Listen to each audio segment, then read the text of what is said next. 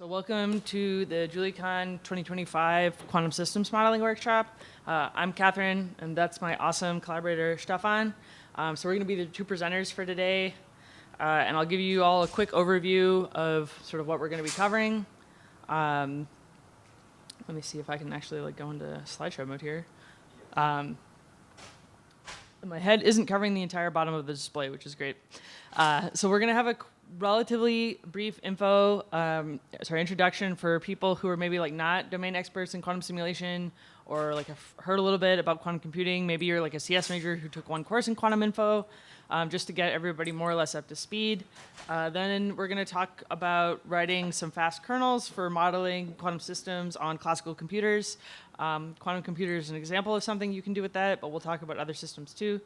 Then I'll hand it over to Stefan to talk about simulation of actual physical systems using sort of more analog, lower level techniques. So that segment is going to probably require a little bit more physics background. So feel free at any point to kind of check out or work on something that's more interesting to you. And so the first part of this will hopefully make it more interactive as we go, but also we would really appreciate if you have a question, please raise your hand and ask. And we'll try and answer it. We don't want this to be too lecture-like. Also, I have to warn you, I'm staring directly into an extremely bright light. So if you raise your hand to ask a question, you might need to wave a lot. Or just say I have a question, because I might literally not be able to see your hand. It's very, very bright. I don't know if I'm blinking a lot, but it looks a little ridiculous from here. Is the audio coming through okay, by the way? Okay, sick. Awesome. Okay, so the materials we're going to be using for the workshop today are available at this repository, which Stefan also wrote on the board over there. Again, please let me know if the font size is not good, if you're like me and you have old person eyes. And if you want to just git clone that bad boy using your favorite method of git cloning something, it should be public now. So please let us know if you can't access this. The GitHub organization is JuliaCon Quantum Mini, which we now have reserved for all time. So if anybody else ever wants to run a quantum mini, sorry, you got to get permission from us. And then the actual repo is JuliaCon 2025. And then there's a folder called Workshop that will include a bunch of notebooks that we'll be running today. So we're going to be using Pluto for all of the notebooks today. So has anyone here not used Pluto before, or is not familiar with it? Okay, perfect. So then we can show you how to get that set up as well. So first, I'll give everybody a second to clone the GitHub if they want to work through this with us, or if you don't care and you just want to watch us go through the thing, you don't have to clone it. It's really up to you.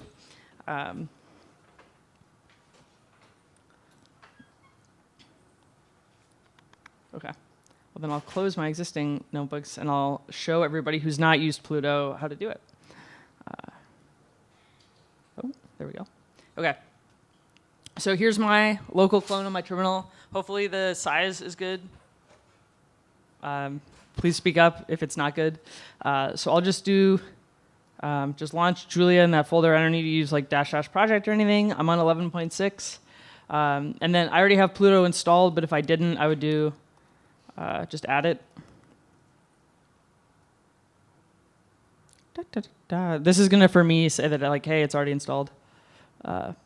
Because I already have it installed. But if you didn't, then you would install it this way, and then you can just do import Pluto and then pluto.run. So I'll just leave this up for a minute or two so people can get up to speed. So again, if you haven't used it before, Pluto is similar to Jupyter Notebooks in that it's an interactive way you can run an experiment with Julia code in your browser. It's a little different from Jupyter Notebooks in that the entire notebook has to be consistent or executable at the same time. So you can't get into that situation where you changed one cell way higher up in the Jupyter notebook and it completely messes up the correctness of everything else. Julia is the only supported language, so that's I guess our very brief introduction to Pluto notebooks. And we have some people coming in late. Please feel free to sit wherever you like. Unfortunately, I think this room doesn't have outlets, so I guess I hope everybody charged their laptop. And if not, well, sorry about that. So we'll give folks a chance to get seated. And again, if you want to follow along, you can install the Pluto notebook software. Or you can just watch Stefan and I work through stuff on our screen. It's really up to you. Again, is the font size on this good? I just want to make sure everybody can actually read it, because I have no idea looking at my screen.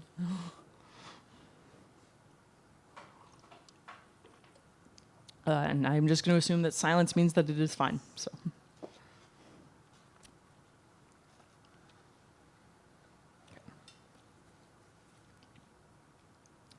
So is anybody still waiting for like Pluto to install and get started?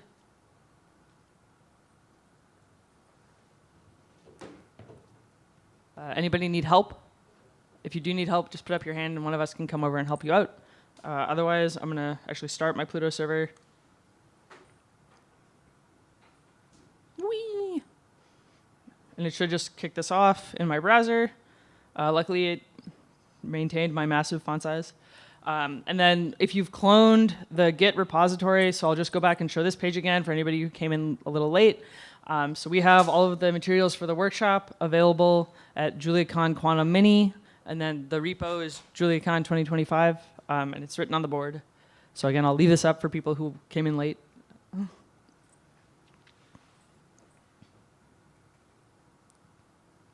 Cool. Okay, and then kind of similar to Jupyter, we can just open a notebook. So I'll just open up the introduction one. So we did a poll like a minute before this started, but we've had a bunch of people come in since then. So just again, a quick summary of like everyone. So who here would describe themselves as like sort of a quantum information systems person? Like you do that kind of as your day job. You maybe have a physics background. Just put my hand up. Okay. So we've now been outnumbered, which is great. Who here would say they're more of like a computer science person, maybe like mathematics? Couple folks. Anybody like a statistician? Or data science? Okay, so I don't know about what the rest of you do, because as far as I know, that's like the three areas of all human intellectual activity. So if you're a high energy theorist, you can put your hand up for physicists too, by the way. We count you. Perfect. So Pluto, because it's interactive and it'll try and execute the entire notebook when we start, we'll open everything in like safe mode. It's called safe preview. So in my case, I'll actually tell it like, no, it's good. Like, please run the notebook code. And then as it does this, it'll go through and try and execute everything. So you can see it's actually like running all the cells and making sure they're all consistent with one another. And if I change a cell, then it'll make sure that everything remains consistent.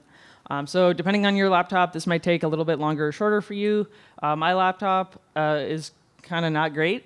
So hopefully everybody who wants to work on as we go with this has caught up. So is there anybody who wants to go step by step through this together with us who's not ready to go? Including like Pluto newbies, which is, it's fine to be a newbie. We just want to help make sure that everybody's like actually up to go. Okay. All right, so as I mentioned at the start, and again, since a few folks came in, I'll just go back to our outline. So we're going to be covering, we're going to be covering sort of like quite a few different topics, just a short intro for people who don't have much of a physics background. Again, for those of you who are the physics people, you can tune this part out if you want. Then I'll be talking about writing some quick kernels for doing state vector simulation on classical hardware of quantum systems. And then we'll hand it back over to Stefan to talk about lower level physics-informed simulation of a variety of quantum systems, not just quantum computers, but that's also included. Okay. So now we can finally talk about the introduction. So this is obviously going to have to be like a relatively short surface level discussion. If you've ever taken a quantum computing or quantum information class, you know that this topic often takes like a month to get through. So we're going to kind of breeze through it. And if you're interested in some more resources to learn more about this, if this isn't your background, definitely find us in a bit, and we can absolutely give you some suggestions. But we're going to try and just motivate some of the quantum simulations we're going to be doing from some classical probability theory that probably many of us are familiar with. So we'll talk just a very quick overview of sort of discrete classical probability to motivate the changes we want to make to study quantum systems. We'll do a couple hand-on exercises to explore how we would actually represent these quantum objects on a classical computer. And then at the end, we'll talk about why somebody who isn't a physicist or a chemist might care about this at all. Okay. So in our discussion of classical probability theory, like obviously, again, this is a huge area. There's many textbooks on this topic. So we're going to restrict ourselves to a very sort of simple case for now, where we're looking at a classical system where there's a discrete finite set of output states. So like if I want to, sample from some distribution, there's 2 possible outcomes, or maybe 4 or 6 or something like that. But the number is finite, and there's discrete possible states for the output distribution. And in fact, we're going to discuss one of the simplest possible output distributions, which just has 2 possible output states. So obviously, a classic example of that is flipping a coin, right? I can either have heads or tails. Another example of like such a distribution that doesn't have 2 outcomes would be like throwing a 6-sided die, or a 4-sided die, or any other sided die if you're like a D&D person. But the case where we have 2 possible output states is really convenient for us as classical programmers, because of course we know that underneath all of the beautiful hardware and graphics on our computers, we also represent almost all of the sort of computations we do in binary representation, which is very convenient from the point of view of like simulating these sort of output states. So if I have a coin and I'm flipping it, like let's say my friend Stefan hands me a coin and he wants to make a bet with me, and he says, if it comes up tails, then I will give you a coffee, and it comes up heads, then you will give me a coffee. So obviously it's good for me if the coin is biased in favor of tails, because then Stefan has to give me a coffee. And because he's a very, very generous person, he gives me a coin that 5/6 of the time will come up tails, which we'll call the 0 outcome. And then 1/6 of the time, it'll come out heads. And again, obviously, for anybody here who's like a classical statistician, there's a massive literature on like how I would come to the conclusion that the probability of tails or heads is 5 out of 6 or 1 out of 6. So please don't be offended if you're like a Bayesian or a frequentist or some other kind of ist. We're just going to assume that somehow through some sort of like rigorous intellectual process, I've determined that the bias of this coin is 5/6 in favor of tails, which is great. And again, there's 2 possible states, and I've rather arbitrarily assigned tails to 0 and heads to 1. So we could write this as an ordered vector, where now the probability has a beautiful little vector sign on it. Here, I'll crank up the font size so you can maybe see it a little better. And then we put the probability of observing 0 on top and the probability of observing 1 or heads on the bottom. Awesome. And so if we want to write like a probability vector like this, it's got to have some properties. If the set of possible output states is complete, all the probabilities should be real numbers that are greater than 0. It doesn't really make sense to have a probability that's like a negative integer. Like what does it mean to have the probability of -2 of measuring something? And the probability should all sum to 1, so they should be normalized. So that's awesome. Wonderful. I love that for us. And then we could even make another slight change of notation, which for the physics people will probably be like, I recognize this. So we're going to write now these 2 possible states, or we could call them basis vectors, as 0 and 1, where now there's like a straight line and then sort of a bent line to the right of whatever label I've attached to the heads and tails state. So 0 again is tails, and I just arbitrarily, because I'm an arbitrary person, assigned it the label 0, and it has the 1, 0 vector, and then 1, of course, heads has the 0, 1 vector. And this, of course, forms a complete orthonormal basis for 2 vectors that are real. And in physics, we call these guys kets, and they're part of something that we use a lot called Dirac notation. So obviously, we're kind of doing this to motivate quantum theory. And it's kind of a historical accident that a lot of the mathematics for quantum theory had been like reinvented again by physicists who didn't know anything about linear algebra for a variety of reasons. So because physics people are very precious and we think we're like very wonderful and important, we have to have a different special name for everything and a different special way of writing everything down. And we've kept doing it for like, I guess, over 100 years now, because that's just how precious and beautiful our spirits are. So you may like or dislike this notation, but it's very commonly used, which is why we're going to introduce it. And also, I think it's stuck around because it does have some advantages. So again, for the people who are not that familiar with the Dirac notation, hopefully you'll bear with us and you can see like maybe why people like this. So again, I'm really trying to emphasize that these 0s and 1s are effectively just like an arbitrary label I've picked. There's nothing, like there's no tablet from Mount Sinai that forces me to pick this. It's just an arbitrary choice I've made. But once I've done that, then I can write the full probability vector, which again, I can write as a little ket that's just some label, as a linear combination of the basis vectors. And this isn't that surprising. It's a basic fact of linear algebra that one can do this. But it'll be a little bit nice for us as we go through both the classical and quantum probability theory. And so this cat basically represents a column vector in some vector space. So in this case, it's like R2, where we have two real numbers. And so this thing has column ordering, and it's just a regular vector. And this represents the probability of measuring the tail state for the coin or the head state. So again, this is Stefan's very biased coin that he, for some reason, has decided to use to flip and give me coffees 5 days out of 6. I guess, well, Stefan, you don't drink coffee, right? Or you're not. Yeah, you're not a coffee person, so it makes sense. One day out of the week, he's stuck drinking a coffee, which kind of sucks. Maybe you're trying to like develop a taste for it, I suppose.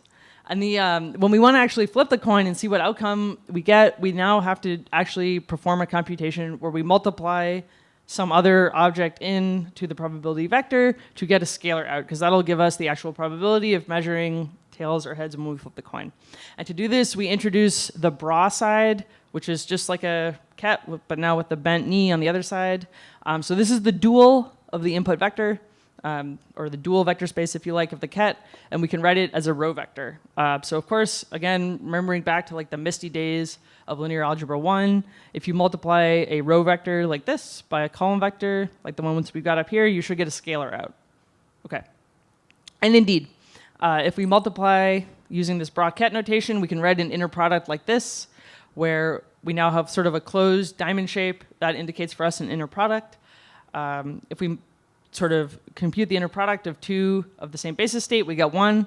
And if we compute the inner product of some basis state with a different one, we get 0, assuming that, again, they're different states, which makes sense because that's a fundamental property of basis states of vector spaces. Yay. And so if we wanted to compute, like, what's the likelihood of measuring tails, we would multiply this 0 bra into p here, and we'd get 5/6 out, which makes sense. So effectively, all we're doing here is like introducing a notation that we're going to be using later for the quantum example, but it's maybe a little easier to get started with the classical probability example because that's a little more intuitive for most of us. And the other thing we can do is we can also take outer products. So the inner product has this sort of angled lines on the outside, and the outer product has them on the inside. Again, because we're super precious and contrary, we have to have weird ordering like that. So when we take a tensor product of a row vector and a column vector, we get a 2x2 matrix. And we can do this for all the possible basis states. And for each one of them, we get a 2x2 matrix that has one non-zero element, which makes sense. Again, remembering back to linear algebra, this isn't that surprising. The outer product is going to map these two vector spaces to a joint larger one.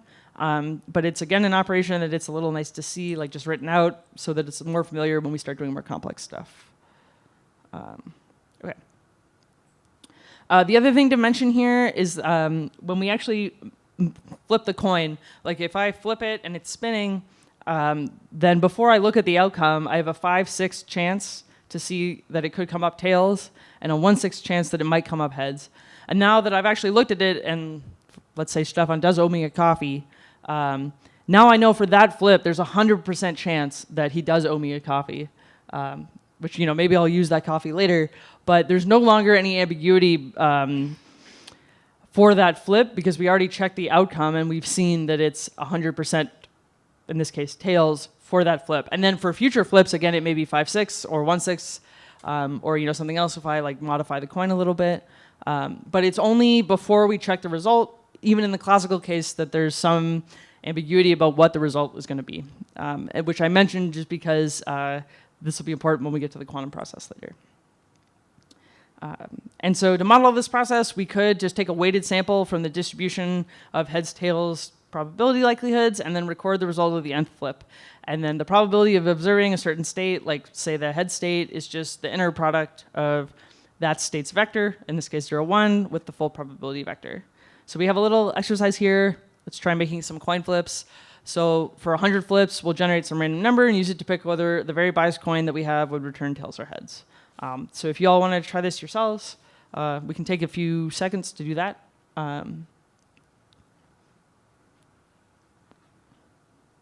Or if you're like not familiar with weighted sampling, I'll try and do this live in a few seconds, which is going to be really scary. But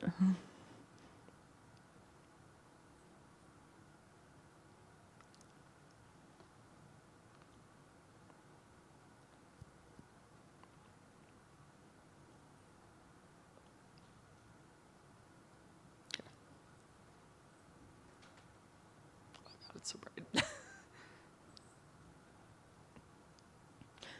Okay, anybody stuck?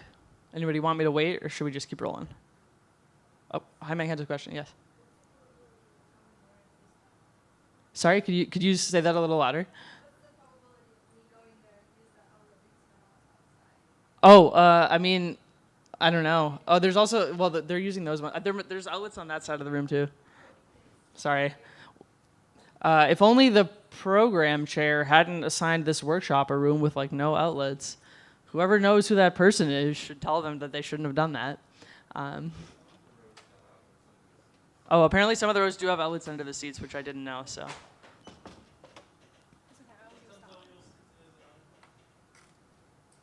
Okay, well, while people plug their stuff in, I will quickly write some bad code to do this.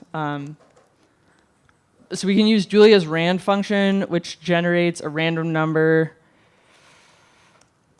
some number between 0 and 1. And actually, it can never be exactly 1, because this is the float 64 rand.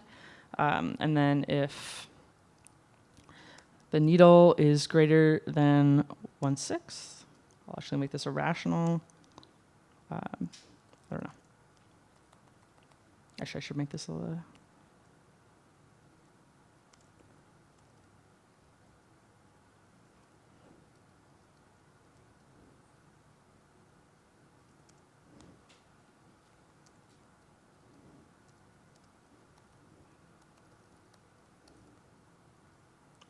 Okay. And I'll make this greater than equal, just in case. Is this going to run? Yay. Okay, so I'm flipping coins. It looks looking pretty good for me because I get a lot of coffees from Stefan. Thank you very much. But effectively, all we have to do is just compute some random number on the interval 0, 1, and then check which of the two output states corresponds to that, which we could do, but also by computing like a cumulative sum over the possible probabilities. In this case, there's only 2, so it doesn't really affect anything to just do this check this way, and then finding which interval of the cumulative or prefix sum that the needle falls into. That's the return state. Okay, great. So then we can come up with a quantum analogy to this classical probability vector. The main change is that in the quantum case, we work with what we would call like state vectors, which have complex elements. And these elements represent something we call probability amplitudes. So we're not going to go in depth into the physical motivation of where these come from, because again, as anybody who's taken Quantum 101 knows, this is a very long discussion about the actual physical motivation of how this was figured out. If you want to know more about it, come find us, and we can definitely tell you about it. And so these amplitudes, when they're squared, recover the normal positive real-valued probabilities that we're familiar with from classical statistics.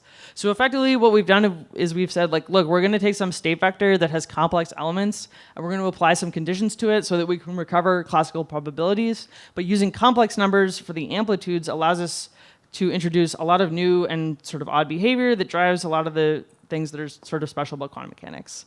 So this state vector also represents what physics people call the wave function of the sort of system they're studying, so like the quantum mechanical description of what it's doing.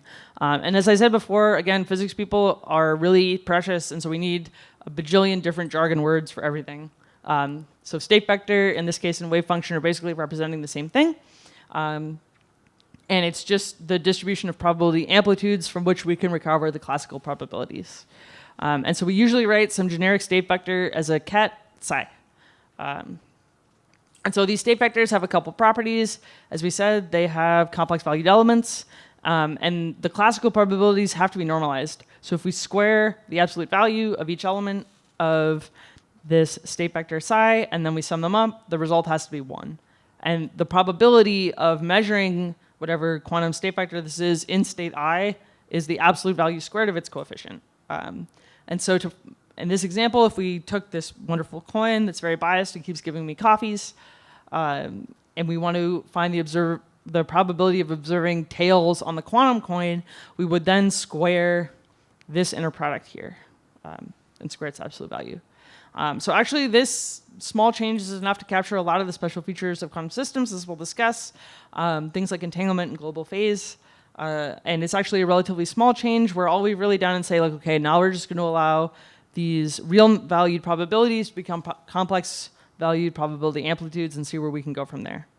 The one other thing we should really mention here is that for these quantum state vectors, when we look at the dual of the ket, so this row vector that we call the bra, it's the complex conjugate, not just a transpose, or the adjoint. So we take a ket dagger, and that becomes the dual bra. Okay. So for people who don't come from a physics background, maybe this is a little bit confusing, so we'll stop for a second. Does anybody have any questions about this so far? Since we're trying to teach you like months of quantum mechanics in like 10 minutes. Okay. Again, I can't really see because the light is very bright, so please say something. If you're not really feeling it or like struggling to keep up. So in this case, also we'll look at now like a new quantum coin that has some state vector psi written like this, where I have attach some prefactor, 1 over the square root of 2, and then the elements of this thing are, in one case, a real number, and the other one a complex number. So if you want, you can go through and check that this thing is actually normalized with respect to the 2 norm, and then also see if you can replicate the n equals 100 flips from the previous example, which is now hard to see because I zoomed in my screen so much.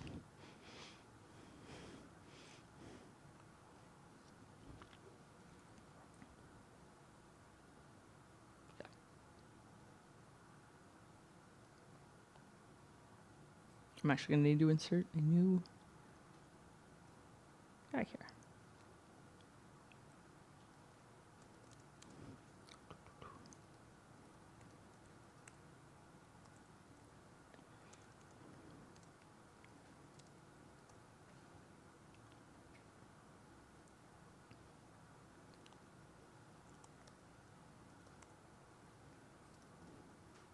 I think actually norm here won't work because I don't have linear algebra loaded yet, so I'll actually have to do this the other way. Ab square psi coin 1 plus ab square psi coin 2. So here if I check that this thing is normalized, I mean up to some floating point error, it does appear to be. I kind of cheated here because I added the prefactor 1 over square root 2. If I didn't have this, of course, I would have to normalize this for this to be a valid state vector, but for now, we'll just keep it like this. And then to do the 100 coin flips, we can basically reuse the same logic we did above, where I'll just like copy a bunch of this because I am very lazy. Oh, hello, we're back. Okay, so again, we can compute some random number. And if we check and look at this carefully, we can see that the absolute value squared of this is 0.5, and the absolute value squared of this is also 0.5 because the magnitude of I is just 1. And so now we can, again, just change the weighting here to rather than be 1/6, be 1/2.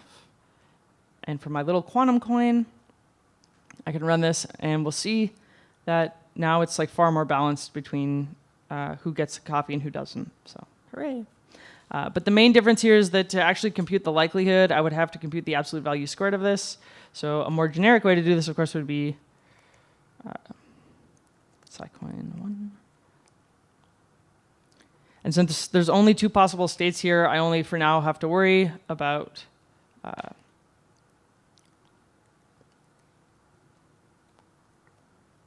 just the first element of this. But of course, if we get a longer vector, we'd have to sort of figure out which bin this needle falls into. So, hooray. Okay. So are people who are maybe not coming from a quantum background, like still following? Okay. I know we're kind of rolling somewhat slow here, but I want to just make sure we're carrying everybody along for the little bit more complex stuff we're doing later. Another nice thing about switching to the complex number probability amplitudes is, of course, if we just had the classical coin, there's only 2 valid output states, right? Heads or tails. But actually switching to the complex probability amplitudes allows us to make changes of basis that are completely valid, and it means we can have new sets of output states that are themselves orthonormal to one another. And so it allows us to make measurements in different measurement bases, which is another kind of unique feature of quantum mechanics. I mean, if I'm flipping a coin classically, it doesn't really make any sense to say, like, I measured the coin on the side state, right? Like, it's either heads or it's not. But for a quantum coin, it would actually make sense to say that I've now, like, I can change the way I'm looking at the coin and talk about whether it's pointing in the plus or minus direction. So we can make some change of basis. In this case, I make sure everything's normalized. This one's called plus because it's the 0 state plus the 1 state. And this one is very creatively called minus because it's 0 minus the 1 state. And this would be a completely valid way to make all of the measurements from the previous computations for the quantum state vector. It's just sort of like a different way or like rotation of looking at the problem. And the other thing I guess to point out here is that these plus and minus labels are just like symbols that I've picked to label these things. So for now, these of course are like sort of a cartoonish, like very simple coin flips. But we can pick arbitrary symbols to represent some basis function or basis state that's actually very, very complicated. And indeed, actually, like if we started doing atomic physics, which we might in the next notebook, you can have simple labels that describe actually a very complicated function that is nevertheless orthonormal to some other function that some quantum particle can occupy. But we have this convenient labeling system that's more or less basis agnostic. And so that's, I think, part of why the physics people like this stuff so much, even though it's a little non-intuitive when you start, is you can do all of these computations in a way that doesn't force you to actually like integrate anything. Once you have the Bra-Ket setup that allows you to say this is an orthonormal basis, you're ready to go, and you don't have to like sit there, calculating 3D volume integrals all day. Okay. The other thing you can do, I'll probably skip doing this myself, is just verify for yourself that plus and minus are orthonormal to one another and they form a complete basis for C2. And you can think about how you might write these guys as vectors if you like. This is, again, for sort of the linear algebra heads.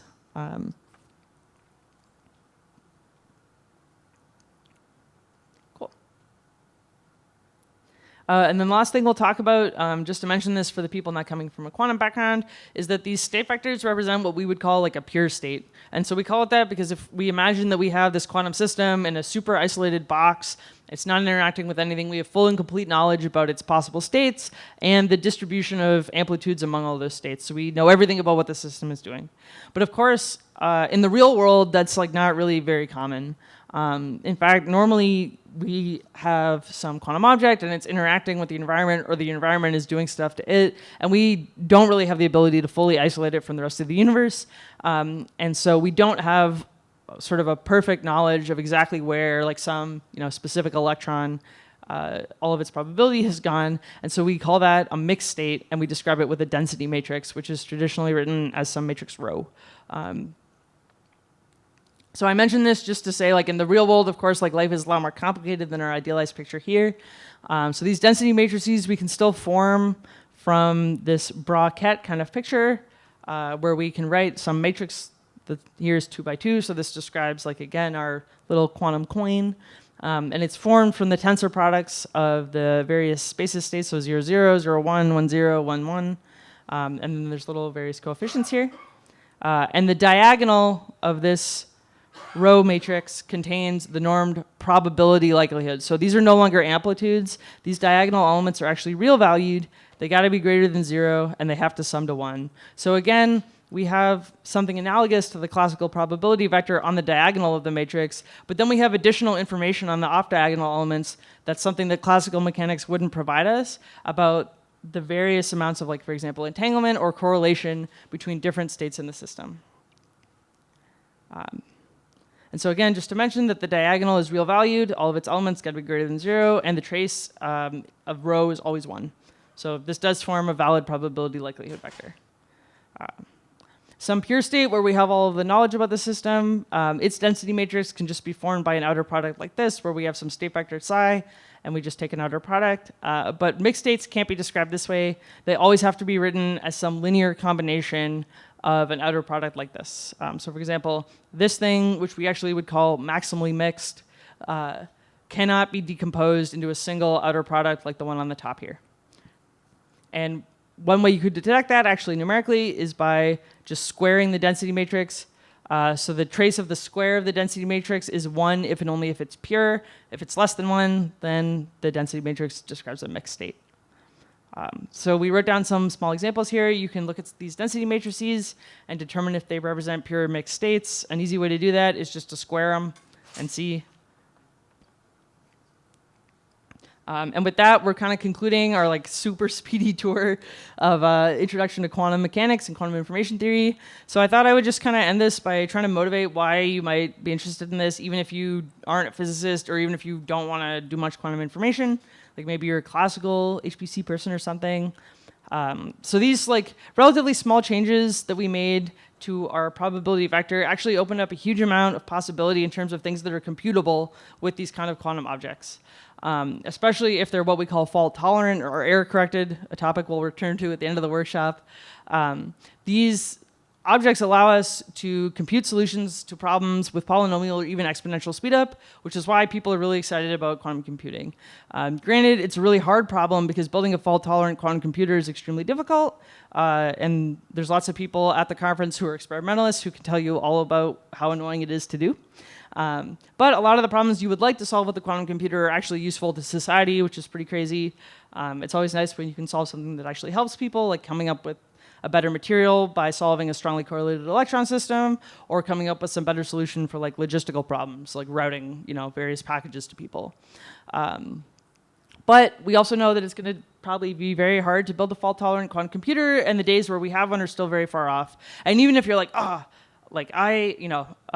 speaking about a hypothetical person here, just to be clear, but even if someone were like a total hater of quantum computing and they're like, it's never going to happen, fault-tolerant quantum computers are impossible to build, and even if we can build them, the speed up won't be worth it.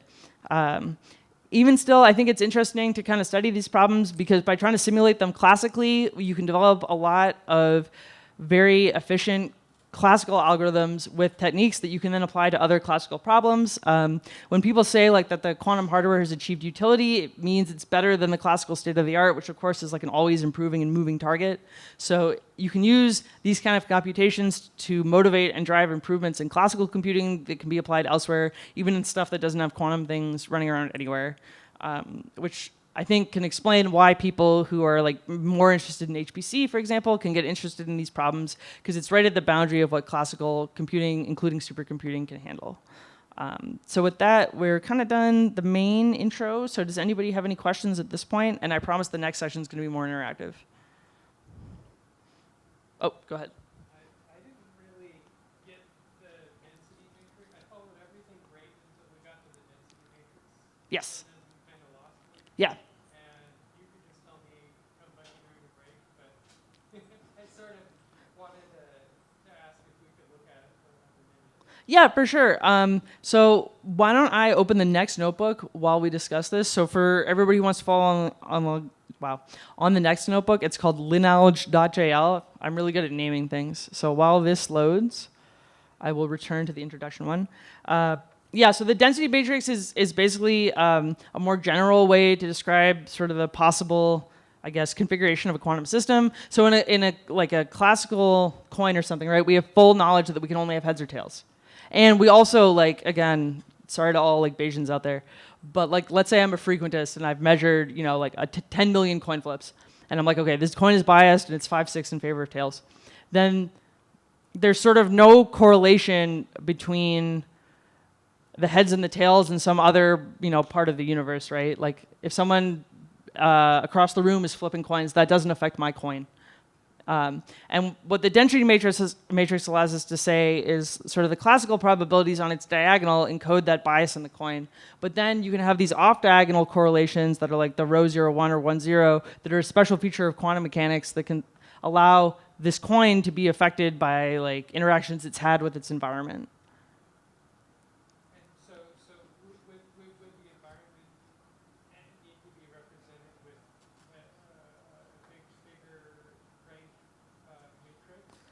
So we only have one coin here. So yeah, so for now we only have one coin, and indeed, it could be that actually if we had more information about the wider environment, then we could write everything as a pure state. So only from our limited perspective of what we're able to see, the system looks as we would say mixed. But then if we had a picture of the wider environment, which actually might be isolated, if we could measure things about that, then we would recover a full pure state. And so in fact, people describe the wave function of the universe, which in theory is isolated, and it's just a giant, it would be a very large state vector. And if you really want to give yourself a headache, you can worry about what it would mean to make measurements on the entire universe's wave function. But in theory, if you're able to capture like the full dynamic of like our coin and then other stuff it's interacted with, like I don't know, like my hand, then you could rewrite the entire thing as a state vector. But normally you don't have that like the full information about all the correlations that this thing has had with its environment. And is that some kind of approximation for those octagonal ones, like mathematically enough to represent the interaction with sort of the rest of the universe? It depends. In some cases, we can have, like, in the case, for example, where the environment, if we included that, would also be isolated, or we have like a very isolated like piece of quantum hardware, we understand the kind of what we would call noise it experiences, then you can mathematically say like, okay, I started with a pure state, but I ended up in a mixed one because like, some cosmic ray comes in and bumps one of the electrons. But then there are other systems that we call like open quantum systems where we don't even have that much information that Stefan is going to talk about later. Unfortunately, the short answer to your question is it's really complicated. There's a useful operational definition, like what's described here, that's mathematically rigorous and so on. It's very useful if you want to talk, if you want to think about is quantum mechanics and quantum probability distributions and amplitudes the fundamental thing that you want to use to describe the universe. Right? Why would you ever want to use classical probability theory if it's not the true theory of nature? But if for some reason we want to, it's convenient to think of the density matrix as a probability distribution, a classical probability distribution, over various quantum probability distributions. So your system might be in quantum state so-and-so, which is a quantum probability distribution, like K. But you also want to track a classical uncertainty about whether it's this quantum probability distribution or this quantum probability distribution. So the density matrix lets you track both notions of probability, the classical and the quantum one. Whether that's fundamentally how nature works, I don't care. But mathematically, this is a consistent way to work with both theories at the same time. Okay, cool. Were there any other questions, or just in the interest of time, we can start moving on to the linear algebra notebook? Because I want to leave a lot of time for also like the open quantum system stuff later too. So did anybody who wants to work alongside not manage to get the linear algebra notebook to open? Or did everybody get it? Again, I can't see if you're like directly in front of me, so please say something. Okay, so in this notebook, we're gonna look at how to actually like simulate some of these systems in an efficient way on classical computers. And we're gonna work only with two-level systems, which I kind of spiked the ball earlier by only talking about like flipping coins and stuff, because those are also two-level systems. So these are systems that have only two possible states, which again, we'll call 0 and 1. There are some examples of these in nature, but they're rarer than maybe we would like. And actually, if you talk to somebody who's a hardware engineer, like trying to make an actual quantum device, of course, you'll find that coming up with a real experimental system that has two quantum states that are relatively accessible, but no other states that the objects we want to work with as our qubits can reach is very, very hard. And there's a huge amount of experimental work that goes into sort of designing two-level systems that are robust for performing quantum computations with, which is a whole other can of worms, which luckily, as theorists or people who do classical computing, we're not going to worry about right now. But if you're interested in some of how this happens, there are some talks we'll discuss later during the quantum mini you should go to. So these 0 and 1 states can be like arbitrary labels on just like two states in some quantum object that we're able to access. So any physical system that we want to look at that's governed by the laws of quantum mechanics should have a set of discrete possible states that its constituents can occupy. So here I pulled out a nice picture of the energy levels of the hydrogen atom from Wikipedia. And so these sort of heat maps of the various functions that describe these orbitals. These guys actually all form, again, an orthonormal basis of functions. And we can just label two of these that are accessible to some electron as 0 and 1, and then drive transitions between them, and say that we're going to use that as like a two-level system to perform computations with. And of course, the hydrogen atom has other orbitals that exist, and you could drive transitions to them, which we can try and suppress through various means. Actually, there's a reason people don't use hydrogen atoms as qubits, but we'll get there. All this is to say, again, that these labels 0 and 1 are just arbitrary descriptions of like some basis state or some outcome that I picked. some like subset of the possible output states. There's like nothing really like special about whatever pair I pick. The same as with tails and heads. Okay. And then the claim we're going to make is that these two quantum states, 0, 1, form some orthonormal basis of a vector space. In fact, it's a Hilbert space, but for now we can just talk about generic vector spaces.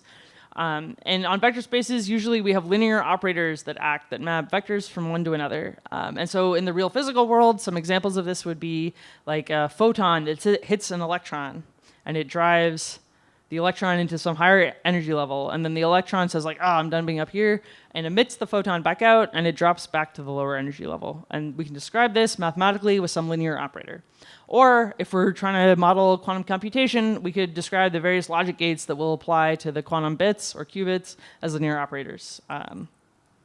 So for concreteness, we're going to represent, for now, these interactions as some operator that maps from C2 to C2, and it's got to have a couple other conditions. So the operators have to be norm-preserving, so the vector output also has to have the same input as whatever vector we put into the operator, which in this case will be 1, so that we can form, again, the correct classical probability vector. And the operators have to be unitaries, which of course is connected to being norm-preserving, so that for some linear operator u that will apply to the system, u times its adjoint is the identity matrix. And for now, we'll work just with the state vector base, so pure quantum system, where we're applying linear operators, but we keep full knowledge of the entire distribution of probability amplitudes as we go. And the total probability of the system remains 1, as it should. And we can just apply these linear operators to our input state vectors by doing a matrix vector multiplication. So u times psi, we get some vector out, which we'll call phi. And then one other thing to note is that if we apply the adjoint of the input operator to our output vector, we get the original input vector back. So this process of applying the unitary operators is reversible. And so applying, for example, like quantum gates in a quantum circuit to some array of qubits is reversible under some conditions, i.e. as long as we don't make a measurement. And the other sort of concept we're going to have to mention is making measurements, which of course I just prefigured in the previous section. So in a real physical system, at some point we need to actually make observations. So in the case of like flipping coins, of course, that would be, like if I flip the coin, I should have brought an actual coin to flip, which I'm sorry I didn't do that. And I actually look at the result. Now I've made a measurement and I've removed any ambiguity or uncertainty about what the outcome is.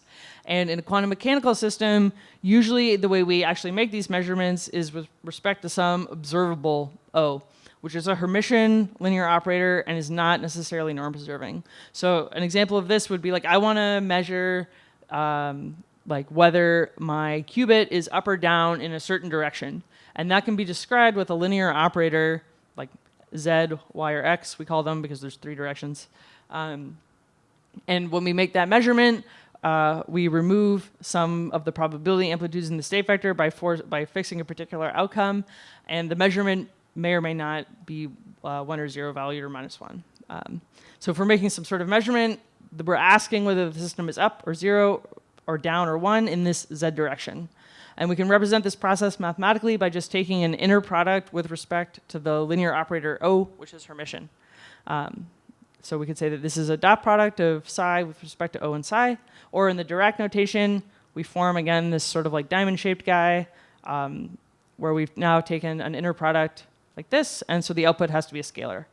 And this diamond bracket object around O is a shorthand for the expectation value of O. And again, just a reminder from the previous notebook that the bra, or sort of reverse psi here, is the dual of the more normal ket-facing one. In this case, it's adjoint. So again, one thing to point out is that in the real world, a measurement is irreversible. So once I've made the measurement, I've lost information about the probability distribution across other states that I didn't measure. And if I wanted to get information about them, I'd have to repeat the entire experimental process over and over again.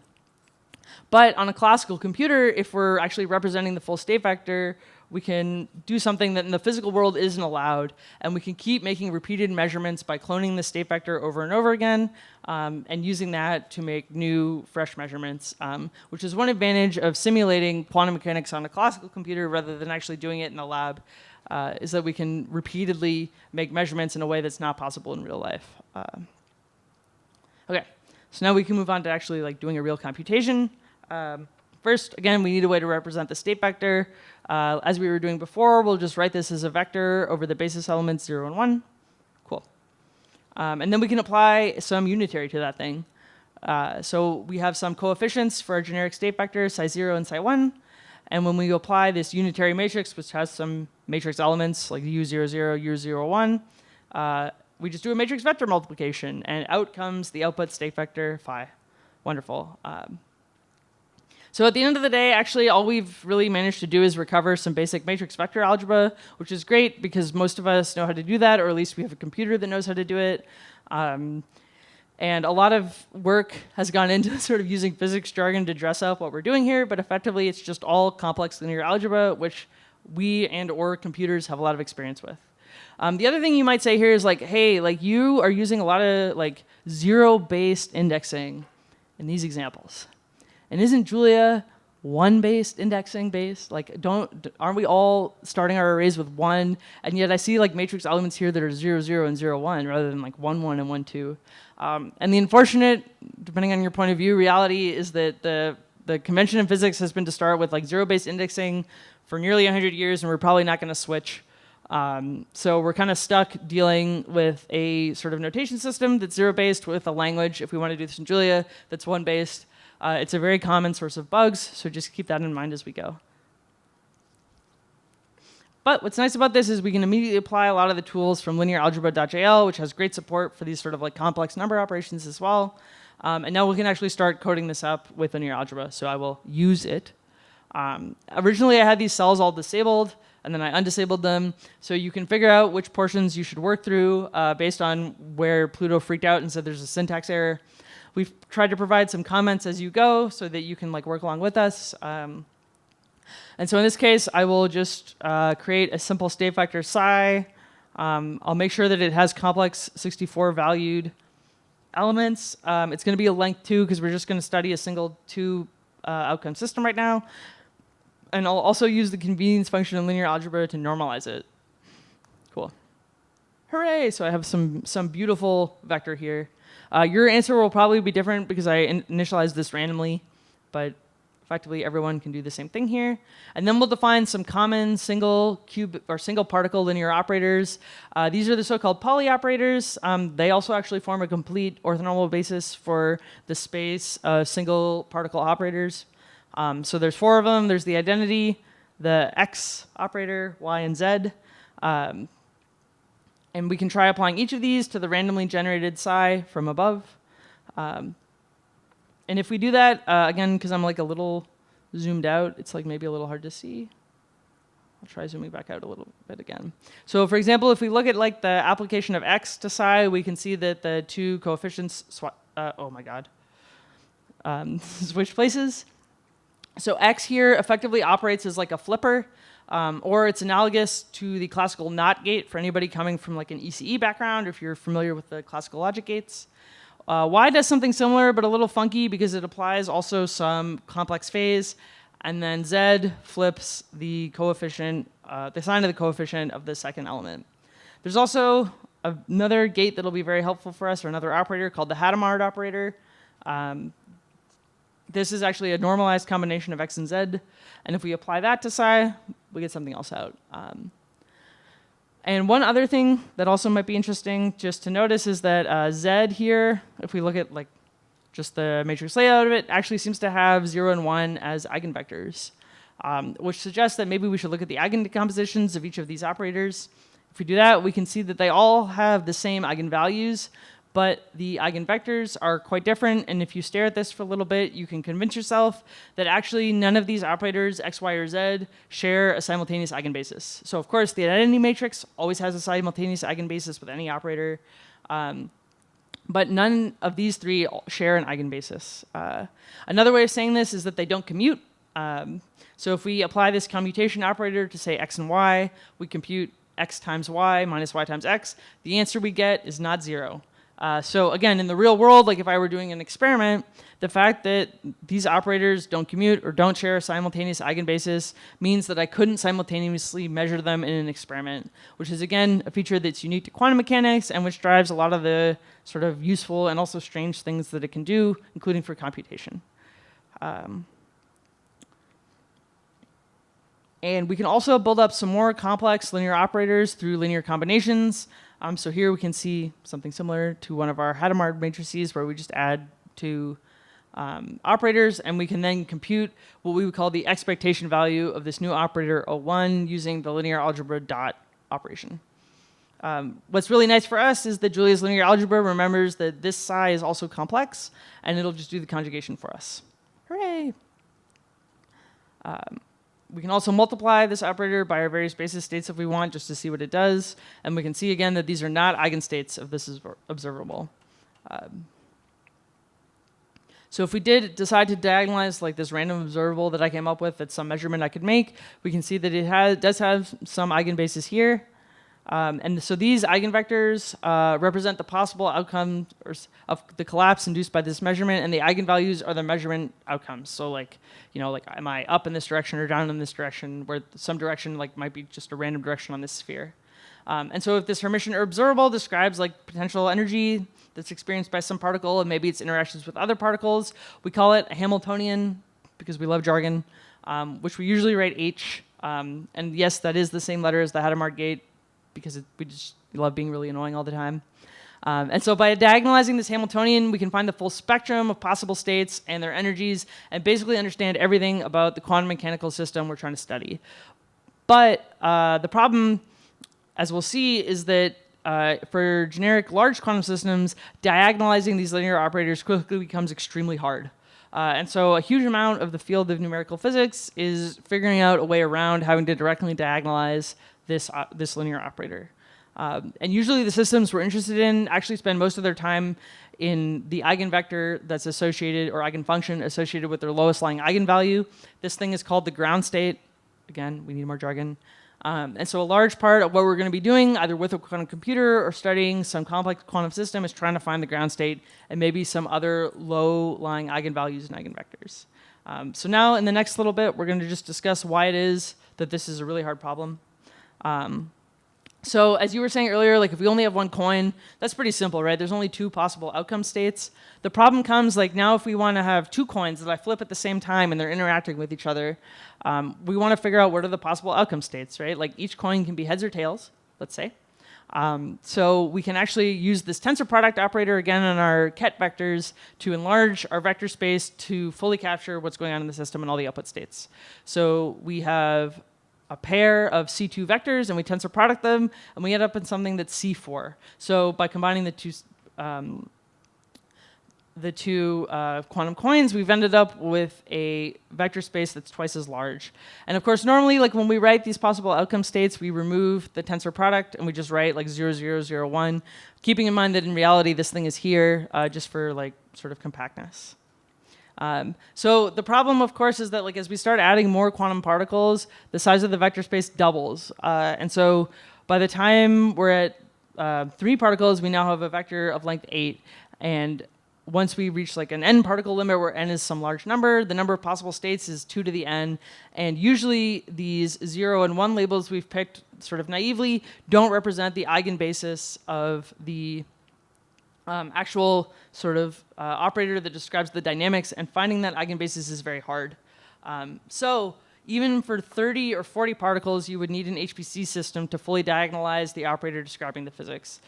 This is one reason that people are interested in using quantum computers to study these systems, because, as we'll see, it would tend to be much easier for them, and we'll talk about why. But this exponential blowup is basically the short answer of why these quantum systems are really hard to simulate classically, because we need a 2 to the n vector to store the full information about the system. And that grows really fast. Cool. And then if we want to apply unitaries to these joint states, we can do that as well. The complication comes from wondering, like, if we have 2 particles and we want to apply unitary to only the first one, we need to remember that we actually, like if we're going to do a matrix vector multiplication, we also need to expand the unitary so that it's the same size as the vector and thus spans the vector space. spans the length of it. And we can do that actually just again with with a Kronecker product. So we have some unitary that's operating on the site 0. We Kronecker it with an identity on site 1, and that generates a unitary of the appropriate size that we can multiply into our larger vector. So again, normally we don't write all of these tensor i's. We just would write u0, and then the tensor i's for all of the targets that aren't touched is implicitly there. But I just wanted to introduce this notation for people who haven't seen it, so we can remember that we're actually going to take Kronecker products to generate larger unitaries that we'll actually be able to multiply into the state vector. Okay, so now we're ready to actually start applying some single particle unitaries to more complex states. Sorry. So first, we need to pick a quick ordering for the particles. That way we can consistently apply the right unitary to the right particle. And for CS people, this is related to our beloved computer science problem of endianness, where we need to figure out from which end of the word describing an integer we actually start flipping bits to represent various integers. So basically, we need to say, like in our representation above, 0, 0, 0, 1, 1, 0, 1, 1, which of these is the first particle and which is the second. And often, conventionally, we say the one on the left, or the little end, if you like, is the 0th particle, and this one's the first. And then once we've done that, we can start generating unitaries that will target the appropriate qubit. Sorry, oh, it's very dry in here. So if we apply some operator like this, where we're applying cron ix to something that's 1, 1, or cron xi to something that's 1, 1, you should notice that the output state ends up with different indices with the 1 value in them. And the reason for this is that x here, unsurprisingly, is being applied to different particles. And now it would be very nice to have a more systematic way to do this. So we can actually write a function, apply gate cron, or apply unitary cron if you like, which uses this Kronecker function to apply a single target unitary to some arbitrary state vector psi, where psi could be length like whatever. So I'll let people sit and think about how they might actually do this. Again, we're going to assume that we have some unitary that's 2 by 2, and we want to apply it to an arbitrary 2 to the n like state vector.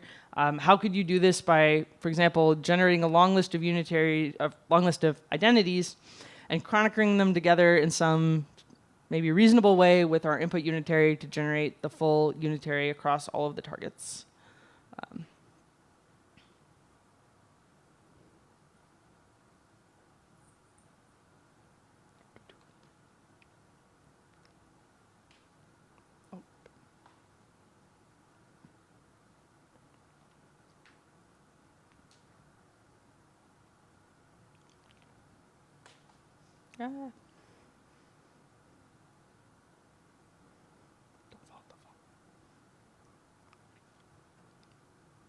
So for people who are working along, like, do you have some sense of how to get started, or? Not really. Okay. So we can work through this together. One second. Let me quickly, I'm actually going to stop mirroring my display and move to join them, so I can move this guy. Where did you go? Aha. So I'll move this guy. Where did you go? Oh. Here we go. Okay.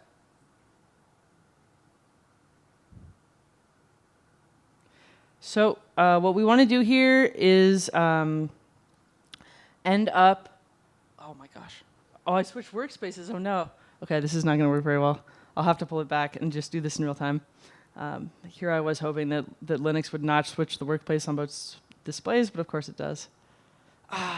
Tricks. Sorry about that. Okay. So what we would like to do for the single qubit unitary is Kronecker it together with an appropriate number of identities so that we can just matrix multiply the resulting object into the state vector. So I kind of tried to prefigure the result here by suggesting that we first construct an array of identities on every single qubit or every single target. And then we can try just setting whatever particle target we want to apply the unitary to, possibly +1 because Julia is 1 indexed, but our notation for the targets is 0 indexed because that's just how the physics people work. We can set that element of this array to whatever our unitary is, and then we can come up with the full gate by just chronicering everybody together. And hopefully this will work.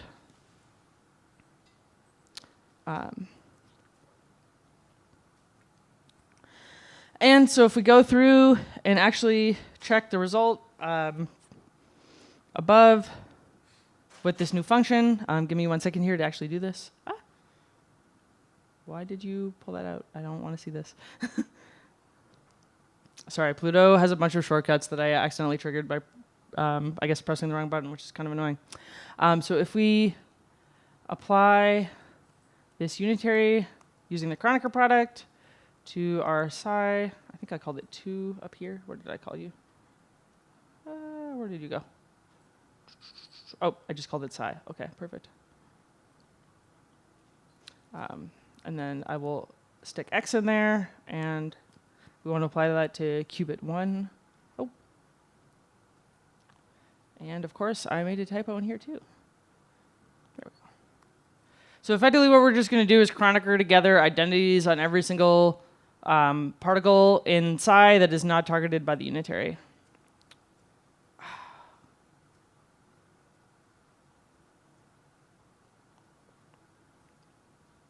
Oh, yeah. I remember why I did this.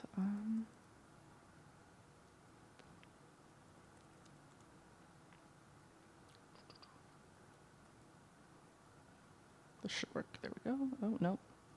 Gosh, this is not my day-to-day. Oh, I see what's going on here. I need my, actually 2 qubit psi 2 here. Whoops.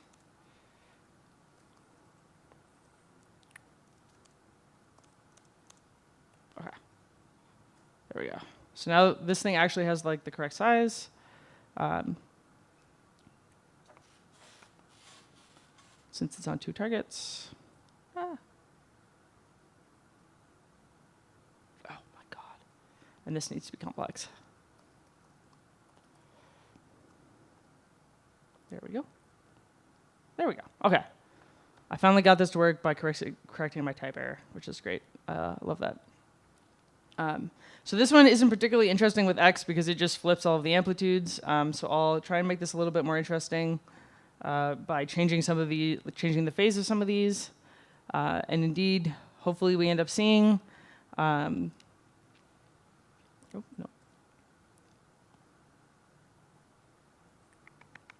That the amplitude that we expect has flipped, although I think I actually have an off by 1 error here.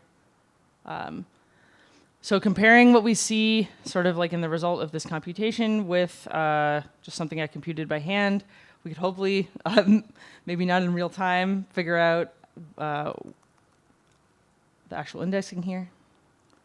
I think this is actually, yeah. There we go.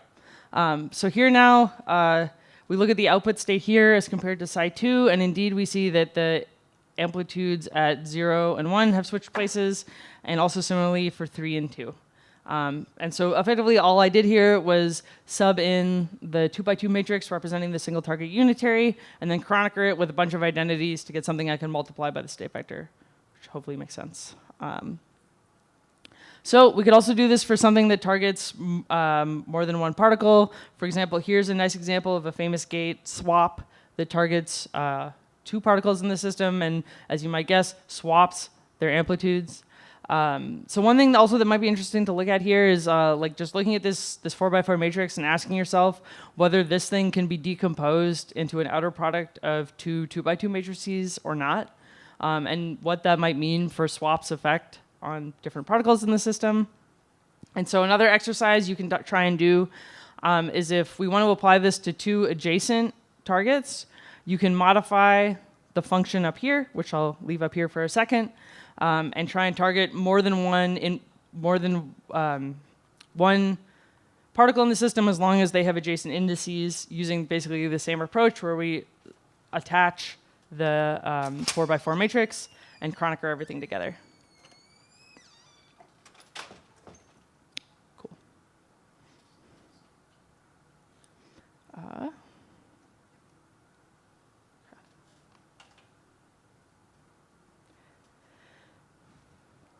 I guess in the interest of time, because we are running a little behind, I'll also mention that you can do something very similar for computing expectation values.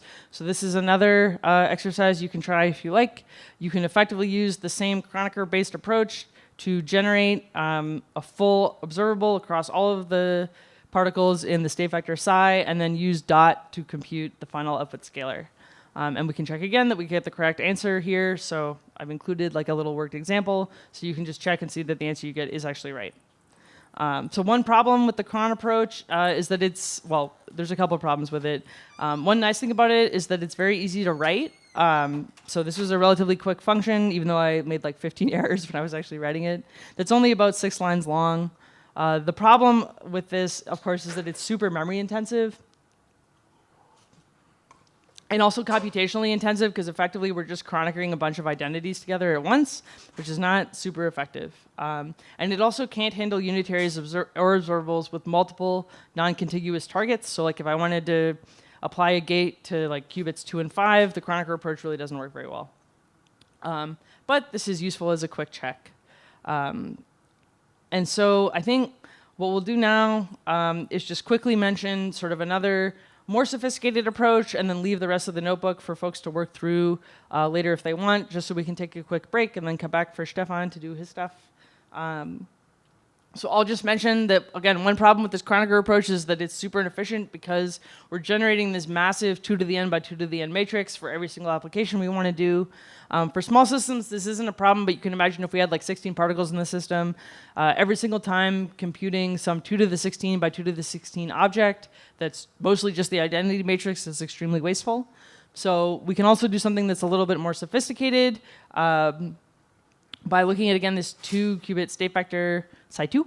And we can reshape this object by saying, like, okay, this 4-element vector I could instead rewrite as a 2 by 2 matrix, where each dimension corresponds to a single particle in the system. So this one up here could be particle 1, and this dimension or the rows could be particle 0. And again, you could repeat a similar process if I had a state vector with 8 elements, so targeting 3 objects. This could be reshaped into a 2 by 4 or 4 by 2 or even 2 by 2 by 2 object. And this is actually going to allow us to apply a bunch of unitaries without performing a huge amount of unnecessary outer products or crons. So the caution here is that we have to think a little bit carefully about how we actually lay out the Julia arrays in memory and how this corresponds to our qubit or target ordering. So these arrays are in column major order, which means we go down the columns of some matrix like this first, which is also why I labeled the indices this way. So actually in memory, this would be stored as this, then this, then this, then this. And that's something we need to worry about when we consider how we assigned this direction here to be target 0 and this direction here to be target 1.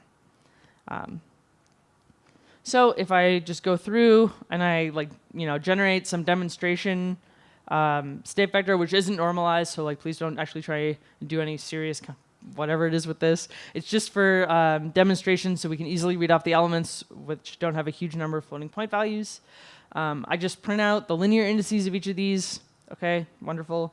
And then if I reshape this object into a 2 by 2 by 2 tensor, we can see how each of these elements or amplitudes is distributed in that 2 by 2 by 2 tensor. And so we can use this sort of reshaping approach to apply the unitaries much more efficiently. So if we want to apply the X operator to various targets, we can work out by hand what the results ought to be for our sort of input state vector up here. On my screen, I probably have to scroll a little bit because I zoomed in so much. But hopefully if you didn't like crank up your zoom to 150%, you'll be able to see the full state vector I wrote here. So a naive approach would be just to reshape this length 8 object to a 4 by 2, multiply by the unitary, which is only 2 by 2, and then return the result. And of course, the advantage here is now we don't have to do any Kronecker products. We can just multiply a 4 by 2 matrix by a 2 by 2 matrix, get something out that's 4 by 2 again, and reshape back to length 8. And so we saved ourselves a huge amount of memory usage. So if we actually apply this, oh, and I can actually uncomment this because my unitary cron is finally working. We can see if we apply this on target 0, it works as expected. We get exactly the same results for all of the amplitudes. But the problem is, just by naively reshaping to something that's 4 by 2, if we then apply this to a different target, we actually see that no longer do the output state vectors match, which is because we haven't correctly accounted for the fact that we need to reshape the various dimensions and then permute them of the underlying 2 by 2 by 2 tensors.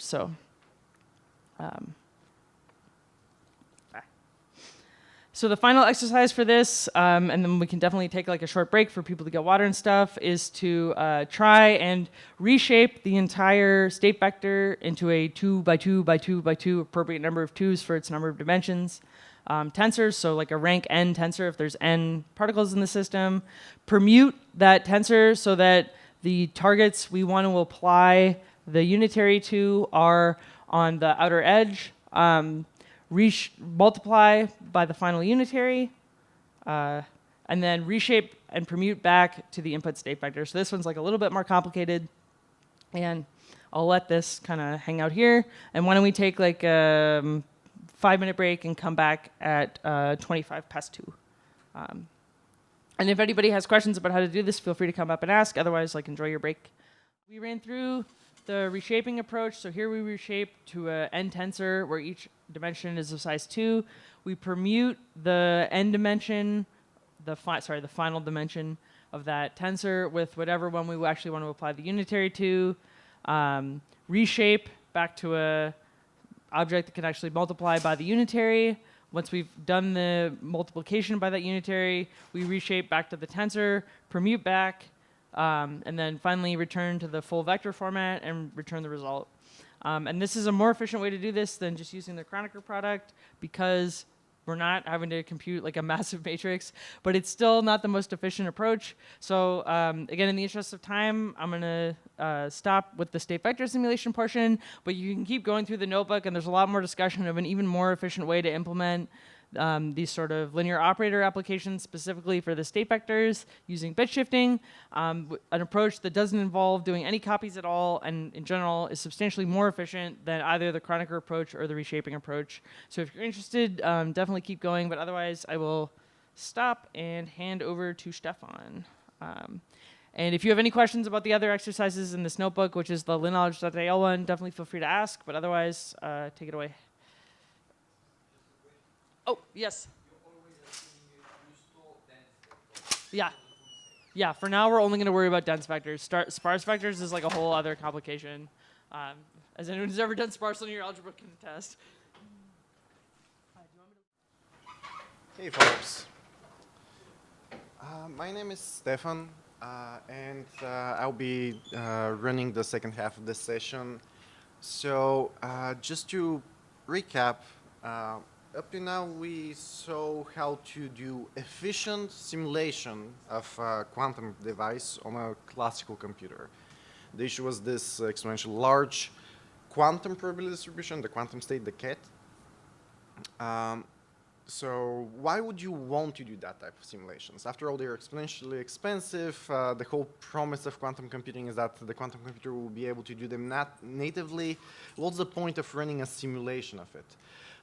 Currently, they're used a lot for testing algorithms and other techniques, other protocols that will be running on quantum devices if those devices are ever built. But the hope is that once they're built, we'll be just running them directly on those quantum devices. Nonetheless, these techniques for modeling these devices on classical hardware are useful in 2 other ways as well.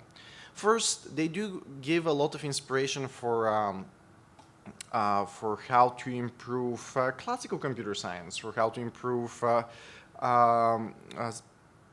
modeling techniques that we use on a classical computer and how they can become better than some more recent quantum alternatives. There has been a lot of work on dequantizing quantum algorithms. So starting by knowing how to model a classical computer a quantum computer on classical hardware is a necessary step there. And we'll actually speak a little bit towards the end of this session about these other formalisms that have emerged when we're trying to more efficiently model a quantum device on a classical computer. And they really have clarified this border between computational problems that are easy on a classical computer and those that are easy on quantum computer. And another way in which the techniques that we saw earlier, the fast linear algebra kernels, are useful is that they're also helpful when we're modeling more than just qubits, when we're modeling analog quantum systems that we need to know how to model in order to build the quantum device. If I want to design a good qubit, I actually need to work with some physical system that implements it the same way an electrical engineer needs to model the analog nature of a transistor before they can build a logical gate. So all of these techniques that we saw, they are part of what makes good simulators for analog quantum hardware. And in the next session, right now, we'll focus on how to model that quantum hardware. There will be a little bit more expectations about physics background, but please interrupt me if I introduce a term that's not well defined. I'll try to give a lot of metaphorical descriptions comparing all of this to how we model classical systems with uncertainty and so on. But a lot of the work here would be more focused on differential equations that evolve a quantum probability distribution. Also, obviously, this would be a lot of linear algebra. The differential equations modeling classical or quantum probability distributions are linear differential equations. But a big desire here is that we don't work with naked linear algebra objects. Rather, we introduce some domain-specific syntactic sugar that helps us keep track of what we're working on, so that we don't need to manually keep track of dimensions and tensor products and so on. In the Julia ecosystem, there are two popular packages, but let's start with a little bit of a history of what's available in terms of tooling. All of this started really with a particular quantum toolbox in MATLAB from the 90s. Then a very popular package that really ran most of the field for the last 20 years, well, less than 20, but for a while, is Qtip in Python. It has the drawbacks of a typical two-language situation. It's a very elegant system, but it had to be implemented in C or Python in order to be fast, and it has relatively outdated differential equation solvers, but it's truly a workhorse that everyone knows how to use. And in Julia, you have Quantum Optics and Quantum Toolbox. Those are pretty similar packages. Quantum Optics is older, Quantum Toolbox is more recent.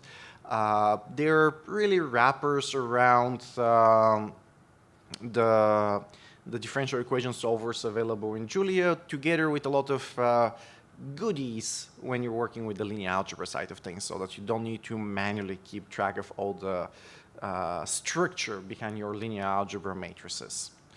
Quantum Toolbox actually will have a talk during the Quantum Mini Symposium at this conference, so I encourage you to check it out if you're interested in more details on the topic. For this session, I will use quantumoptics.geo just out of personal preferences. It has some nice features about describing subsystems that I value a lot and I find relatively unique. But really, the tools are pretty equivalent, so your productivity is all that matters here. Just pick whatever feels more natural to you. So in the GitHub repository, there is a Pluto notebook that you can work through. Quantum optics, one about states and one about dynamics. So I will start with the one focused on structuring states. I personally prefer to do live coding in the VS Code or in the repo. You can follow me doing it that way. But all of the code I'll be working through is also in that notebook if you prefer something that's more notebook driven. So the notebook is separated in, there are two notebooks. The session is separated in two sections. One focusing on how do you build up these quantum objects that are a convenient abstraction for these probability distributions, quantum probability distributions we're working with. And then another one that's focused on dynamics. So let's first focus on how do we describe a state of the system or an operator acting on that system. And if you're from classical background, really all you need to think through here is that we're not describing a specific configuration, we're describing a probability distribution over configurations. So we're not having a bit of value 0 and 1. We have a random bit of value that's represented by a probability distribution over 0 and 1. Or in the case of a quantum computer, we have a quantum probability distribution, something that has probability amplitudes instead of probabilities.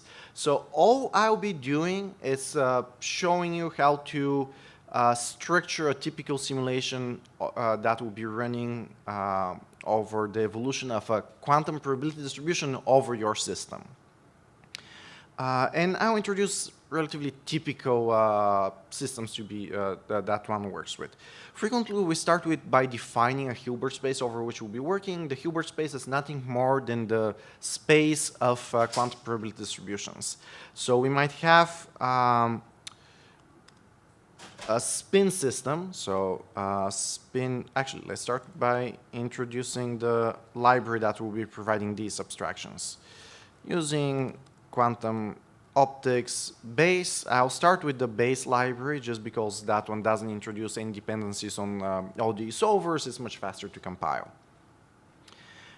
And let's start by defining one of the Hilbert spaces, one of the spaces of quantum probability distributions we can work over. So spin basis of spin 1/2. This is a typical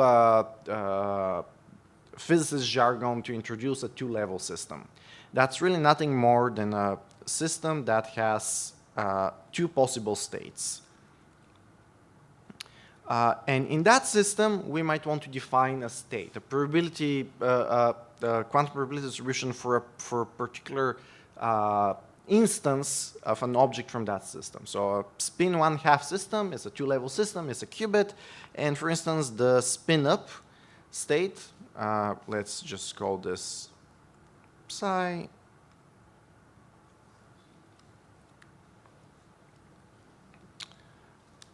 This would be a ket of 2 dimensions, again, a quantum probability distribution, this, written down in a particular basis with all of the amplitude, all of the probability for one particular state, spin up.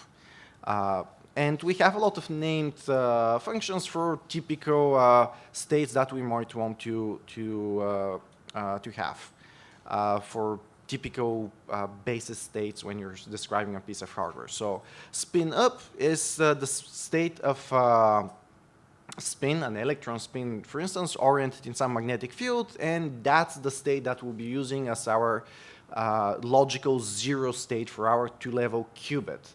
But the whole point of a tool like quantum optics is to be able to model this analog dynamics that you use to create your digital computer. So frequently we would want to model a system that's very common, for instance, is a harmonic oscillator. In terms of jargon, it happens to be described frequently in a Fock basis, which is just the basis of excitation states. So the Fock state 0 is the vacuum, where the harmonic oscillator, the microwave cavity that's coupled to your spin, doesn't have any excitations, and Fock 1, 2, 3 is how many 1, 2, or 3 photons in it. So we can make a Fock basis of no more than 10 states.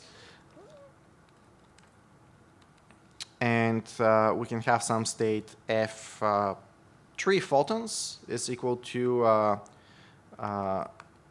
Fock state on the Fock basis with 3 excitations. Okay, nothing too special up to here. This is just the typical way to set up the initial state for a system. And we would want to work with some coupled system where there is some interaction that we want to track between the two-level system that's representing our qubit and our system representing some cavity coupled to that qubit. So to do that, we just do the tensor product between those objects, either by using the tensor function or equivalently the all times operator, which implements the same operation. So if we do psi times F3, we get a ket of 22 dimensions, whose basis is a composite basis now. This is basically again, if we're thinking in terms of classical probability distributions, this is a quantum probability distribution that has 2 degrees of freedom: the degree of freedom for the spin and the degree of freedom for the cavity, representing a Fogg basis. And if we have 2 possible conformations here and 11 possible conformations here, their product is 22 possible conformations, because this kit is meant to be able to represent entanglement, quantum correlations between those 2 systems. But if you're more familiar with classical ODs, what we're going to do is nothing more than evolve this probability distribution. So we won't be having a dynamic equation that tells us how a given position evolves. We'll have a dynamical equation that tells us how a probability distribution over positions evolves, or in this case, probability distribution over discrete states. Okay, questions up to here.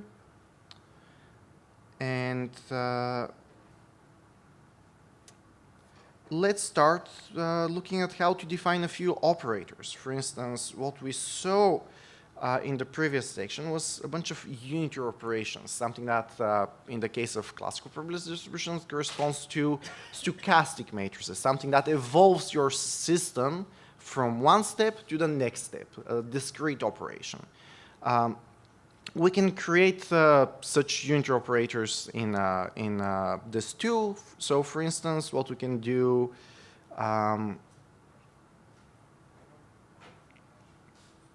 is let's start with density matrices, just because they're a convenient example of an operator. So just the DM function acting on our kit will return an operator that's 22 by 22 in the same space. And there are a few other convenience constructors that we can use. For instance, the projector. These are generally very useful for constructing interesting operators. The projector on this state, well, it happens to be the same thing as the density matrix. And also tensor products of projectors also work. So if this is the projector on one of the system states, all times the projector on F3, we can construct that as well. Same structure at the end. So I'll go through the zoo of a couple of common operators that we might want to use. And really those, I would call them named operators. Operators that have some semantic meaning for a physicist or for an engineer building such a system. For instance, for the spin system, so the spin basis we started with, typical operators that we care about is the poly operators, the sigma z operator, for instance, which is a 2 by 2 operator, and it's frequently useful when we want to define some energy difference between the 2 states.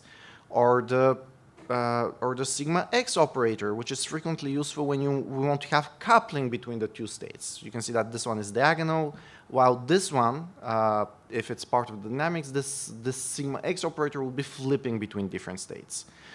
Similarly, if we're working with the harmonic oscillator, the creation operator is frequently very useful operator to describe dynamics. It's related to what happens when we're trying to excite the system. It's related to what happens when the system is coupled to another system and there is exchange of excitations. I won't be going through specifics of examples of dynamics, but just going through a list of objects that such a library should have built in.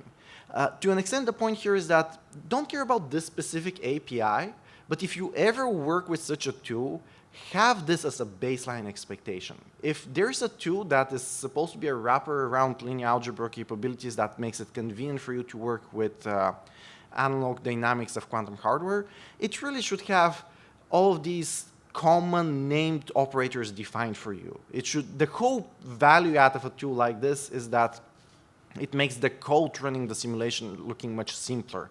Besides that, it's really a very thin wrapper around linear algebra and ODE solvers. Naturally, we'll have, well, we mentioned projectors, we'll have joints, frequently also called the dagger operator, the dagger of an operator. And I guess one thing that would be interesting to talk a little bit more about is the partial trace operation. So who here has any concept of what a partial trace is? Okay. And who here has a concept of what marginalization is when we talk about classical probability distributions, taking the marginal of something? Okay. So those two things are the same. So let's start with some interesting state. For instance, here I'll actually write it from scratch. I had the spin up of the basis, of the spin basis, O times the Fock state, that's the vacuum, 0 excitations. So what is this? This is an excitation for the spin being in a state in which it has some energy because it's oriented in a certain way along the magnetic field, while the cavity doesn't have excitations. On the other hand, we can have a different state, the spin down, Fock state 1. So the spin is now disexcited, it's in its ground state, but that energy went into the harmonic oscillator. And the dynamic between those two states is probably the topic of hundreds upon hundreds of PhD dissertations when they're studied in a very particular setting that permits you to create a better qubit or a better gate. The dynamics of how to go between those two will be a very common problem to solve. Before we go into that, let's just look into what do I have here? Well, this is one probability distribution, quantum probability distribution. This is another quantum probability distribution. You can think of this guy and this guy as two basis vectors, and I have the superposition of two basis vectors. Well, I want to normalize it so that it's a correct probability distribution, quantum probability distribution. But you can really think of this either as a classical probability distribution if these vectors were stochastic vectors, or as a quantum probability distribution if these vectors were kets. If this was a classical probability distribution, I will need to have 1/2 in front of each one because of the rules of how probabilities work in stochastic vectors. And in my case, I want to interpret this as a quantum probability distribution, as a probability distribution over the state of a quantum system. So I'll normalize it by using the 2 norm, one of the rules we saw as when we started. So here, we have now some entangled state, some state that's a correlated state of two systems. And something that we frequently want to be able to do is to say, okay, one of those systems, the environment interacts with that system and we lose track of it. That part of the system is destroyed. This is frequently something that we want to be able to study because we want to be able to study why quantum systems are so difficult to engineer, so difficult to sustain. One reason for that is that there is always some parasitic system that interacts with our system, and we cannot keep track of it. Whether this is a classical dynamics or quantum dynamics, what we need to do in that case is to marginalize over the degrees of freedom that we cannot track. In quantum mechanics, we call this a partial trace. We have a probability distribution over the correlated state of two systems. We sum over one of the degrees of freedom, the degree of freedom that we cannot trace, cannot track. This will tell us what we, the experimentalists, can know of the system we do control. Classically, we call this marginalization over one of the degrees of freedom of the probability distribution. Quantumly, we call this partial trace over the density matrix representing the larger correlated system. So let's see how this works here. So let's call this our state, I'll just call it ket with small k. So my ket has 2 entries. So it has some correlation in it. It's not something that's factorizable, represented as the tensor product of 2 separate vectors. It's inherently a vector that has to be represented as a sum over tensor products. if I take its density matrix, again, this density matrix is of rank 2. This density matrix is of rank 1, but it has to be written down as something that cannot be factorized. And let's do the partial trace. P trace of the density matrix corresponding to that ket is, after I trace over the cavity, the second system, will be a density matrix that's 2 by 2. It will be a density matrix corresponding to only the basis for the spin system. I traced over, marginalized over the degree of freedom corresponding to the harmonic oscillator, because that harmonic oscillator is not actually something that I as an experimentalist can track. My probability distribution is now much smaller. Why did I do this only for density matrices? Because inherently, if I'm doing this type of marginalization, I will lose track of being able to represent quantum entanglement. I will need to be able to represent classical mixture of states, classical probability to represent such a system. So this is one of the values of having this density matrix representation. It lets you represent classical probability distribution over quantum systems. It lets you marginalize over part of the quantum dynamics so that you can track only the emergent quantum or classical dynamics that you see.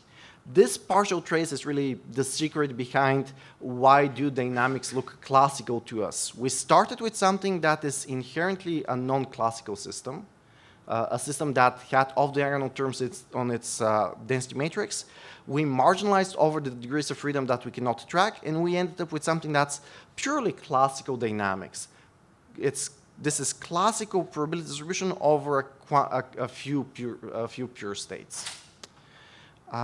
And that's probably one of the more important tools that you should expect to exist in such a toolkit. It's frequently kind of annoying to do this type of partial trace with the standard linear algebra tooling that you have, and this is really the type of domain-specific language that you can expect from these tools. Questions up to here. I guess I'll go through one or two more capabilities that you should expect as baselines, and then we'll jump into actually modeling dynamics.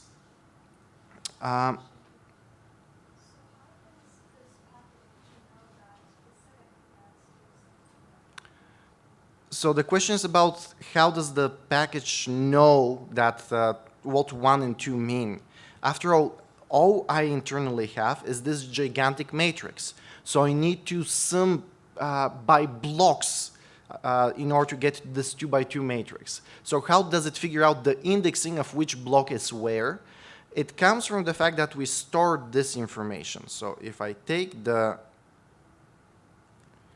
basis of this ket, of this density matrix, it tells me that the basis is something corresponding to a spin system and something corresponding to a Fock system. And if I take the length of this basis,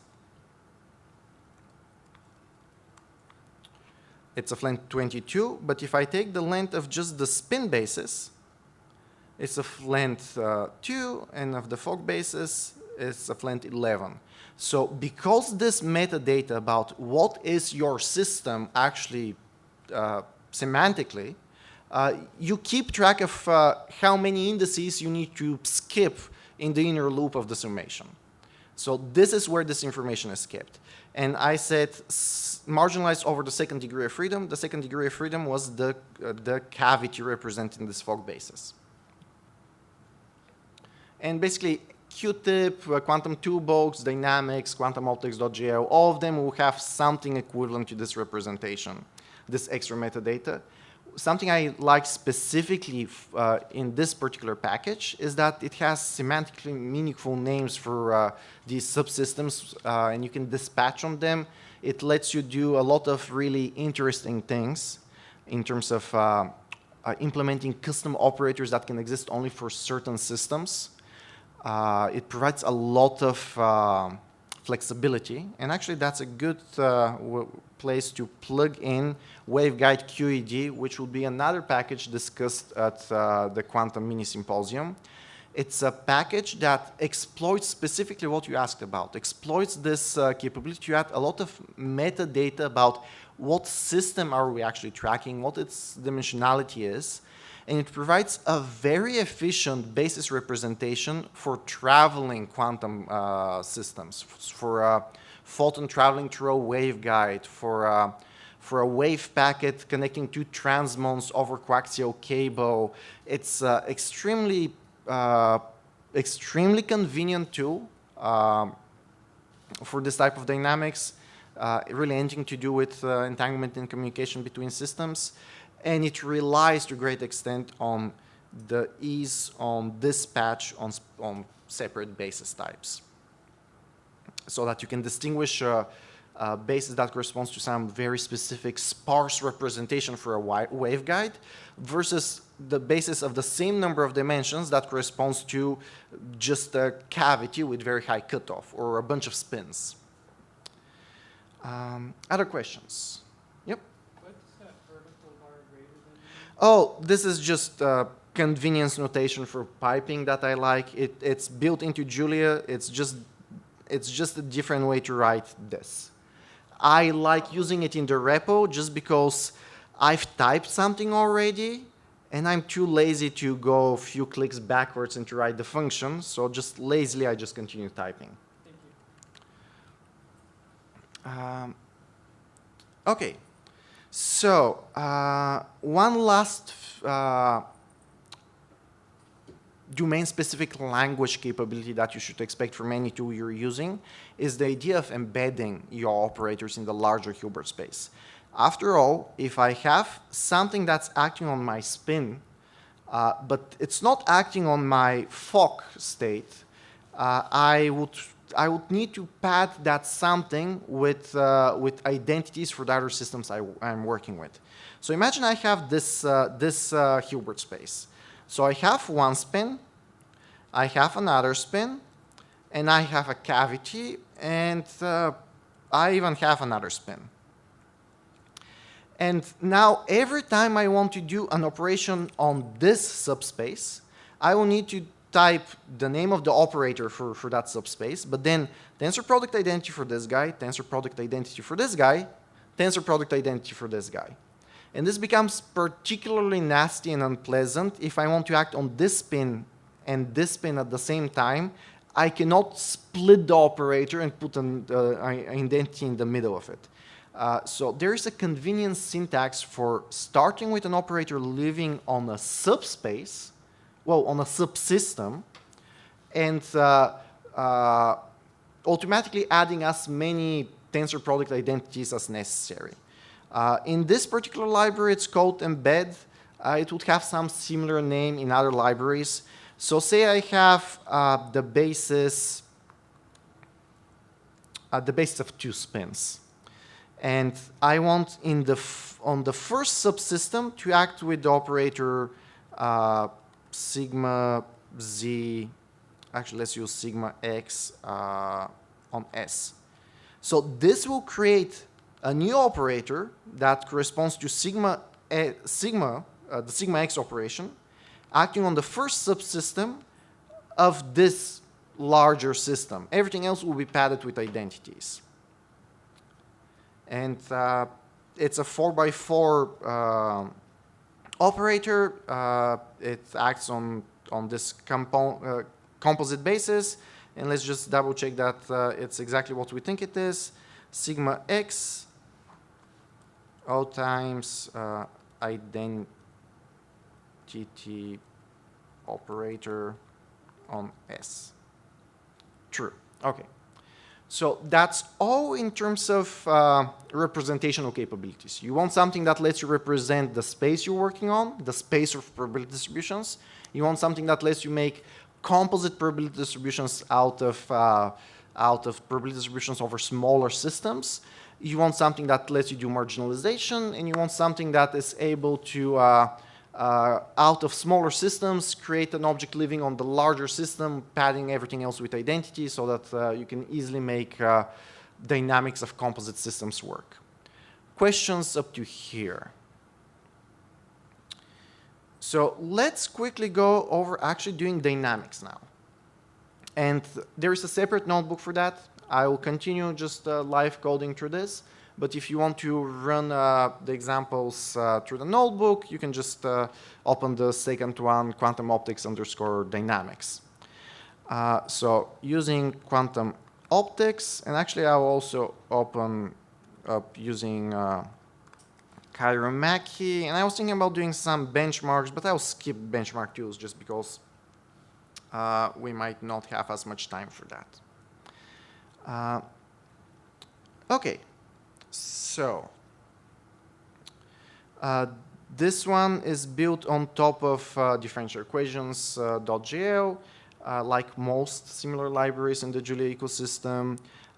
It actually was created before differential equations.jl existed, but it was transitioned to it given how enormous of a value add that ecosystem is.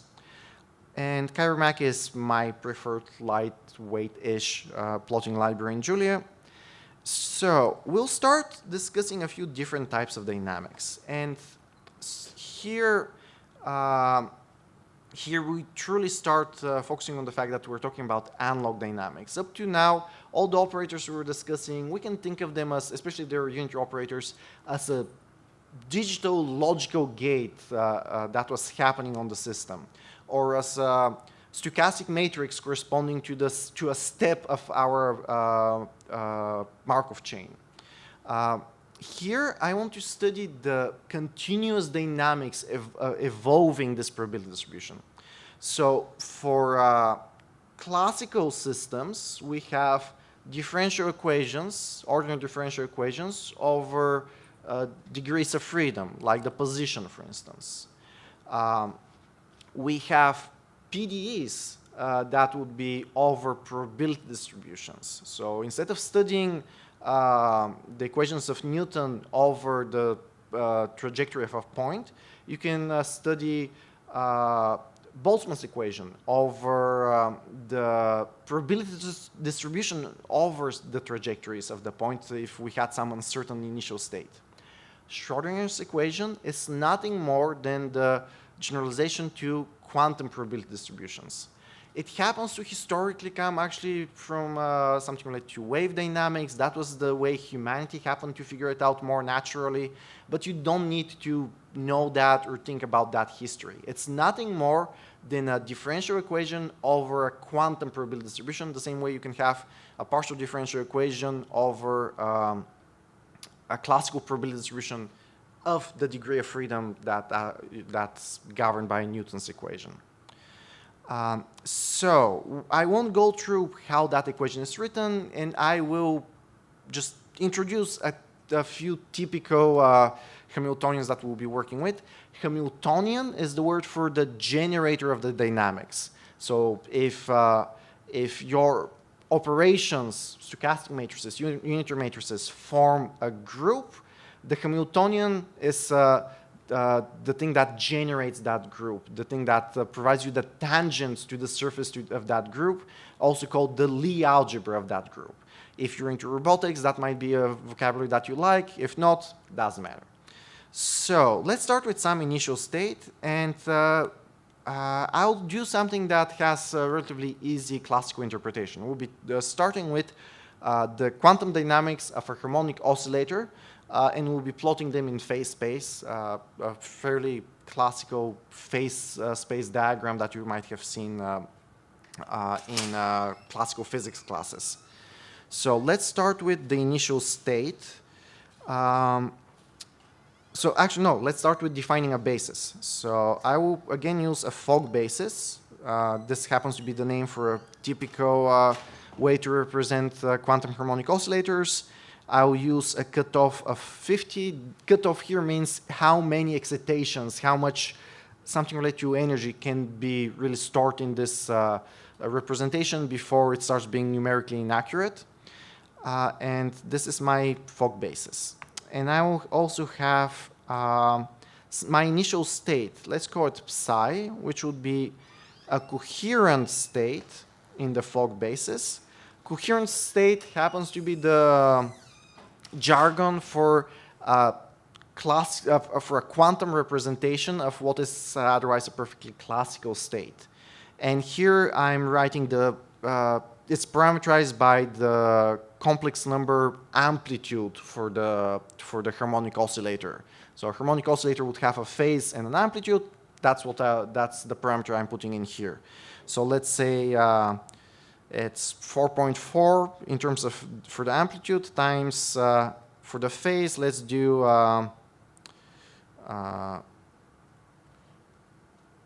2/3 pi. I'm just picking something arbitrary, something that has amplitude for the oscillation and some phase. Let's just double check that this works correctly. And the Hamiltonian for this dynamics, for the moment I'll just institute it from above. It's interesting why it's true that the Hamiltonian is what it is, but it's actually a diagonal operator where each diagonal is 0, 1, 2, 3, where the more excitations you have, the more energy you have. And all you need to know is that it's the generator of the dynamics. So we have here a number operator. It's called the number operator because it's 0, 1, 2, 3, all the numbers on the diagonal for the Fogg basis. And again, all you need to know is that this is the generator for your ODE.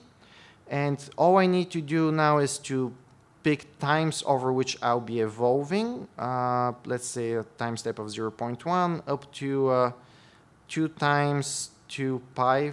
Actually, let's do 3 times 2 pi for 3 whole rotations around the in phase space. And finally, I can have my evolution. So time evolution dot Schrödinger. I have my initial state, my Hamiltonian, and I also need my times. I think this is the order in which things were given. Yes.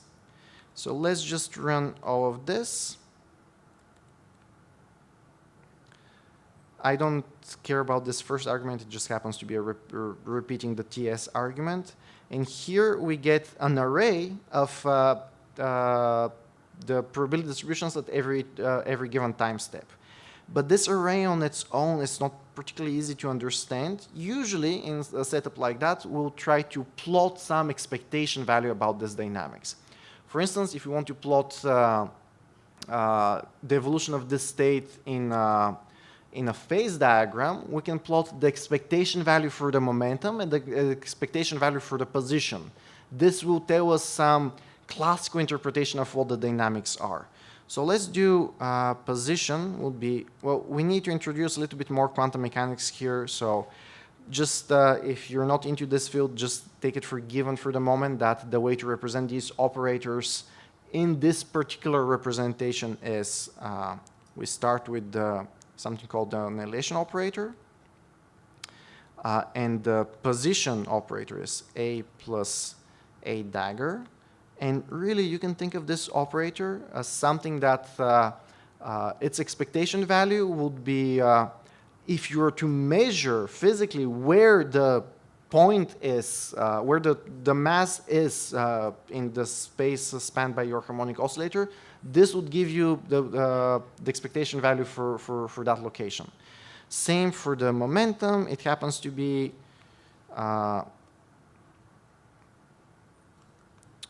this operation, and the history of figuring these out is interesting. It's related to Poisson brackets in classical analytical mechanics, and actually all of the commutation relationships that enforce what these states are emerge from classical analytical mechanics when you're talking about it's Lie algebra. It's very beautiful how they can be made pretty obvious, but for the moment I'm just taking them for granted.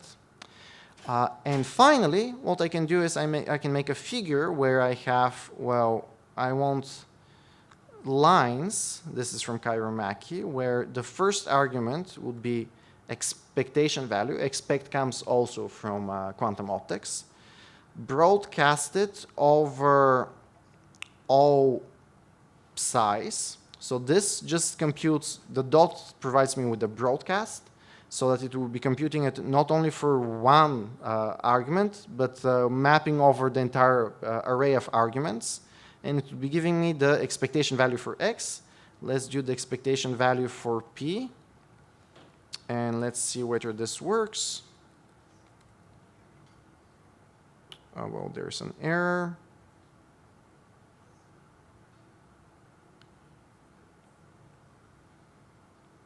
I'll just copy paste the failing line to try it on its own. Okay, this worked fine. Oh, the error is that these guys give me complex numbers, and I cannot plot complex coordinates for lines, so I'll just broadcast casting them to reals. Is that just throwing away the imaginary component? Yeah, these, so in principle, there is a set of operators that are permitted to be observables. They're guaranteed to have only real values when you conjugate them on both sides with kit in order to get their expectation value. They're guaranteed to have eigenvalues that are real. And you can see that here indeed, the real part is pretty significant. The imaginary part is very small. But for many computational reasons, you might want to have the same computation being done for a operator that doesn't actually correspond to a physical observable, or you might want to keep track of this in order to notice if there's a numerical error in your computation. So by default, this library doesn't remove the imaginary part, because the imaginary part is very useful canary that something might have gone wrong. All of them seem pretty small, so I'm not worried. It seems they are just numerical noise.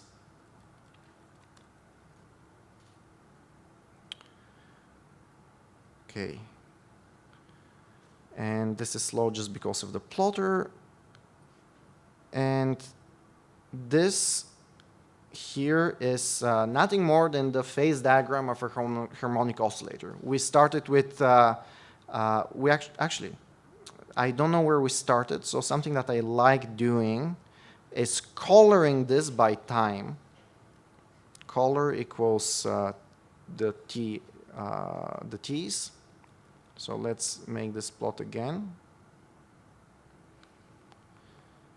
So we started somewhere around here, and oh, just another change that I would like to make. It's kind of convention related, but the momentum operator more properly should be the creation operator minus the annihilation operator. I had mistyped this. It doesn't matter, but I'm just trying to follow the actual standard conventions. So we started here with some negative position and some positive momentum, and we are just looping around, and we hit this point, and then we're hidden because this is wrapping around 3 times. So all this just to have the phase diagram of your typical harmonic harmonic oscillator equation, but done with quantum dynamics. So if that was all, this would be relatively uninspiring, pretty minimal capability, but what this library provides and what this type of tools provide is also tracking the system where we have the system that we're interested in, and we have this gigantic environment that interacts with it, does something terrible to it. It's a source of noise. It's an open quantum system. And so there are techniques with which we get to model only the small system without having to model the gigantic environment. That's the value add of a lot of the dynamical equation solvers provided by a library like this. And the theory behind these master equations, as they're called, can be rather complicated, but here it's really provided as a single code that lets you compute what's happening to the system when there is some external system acting on it. In the next few minutes, we'll actually look into that. Before I go there, any questions up to here?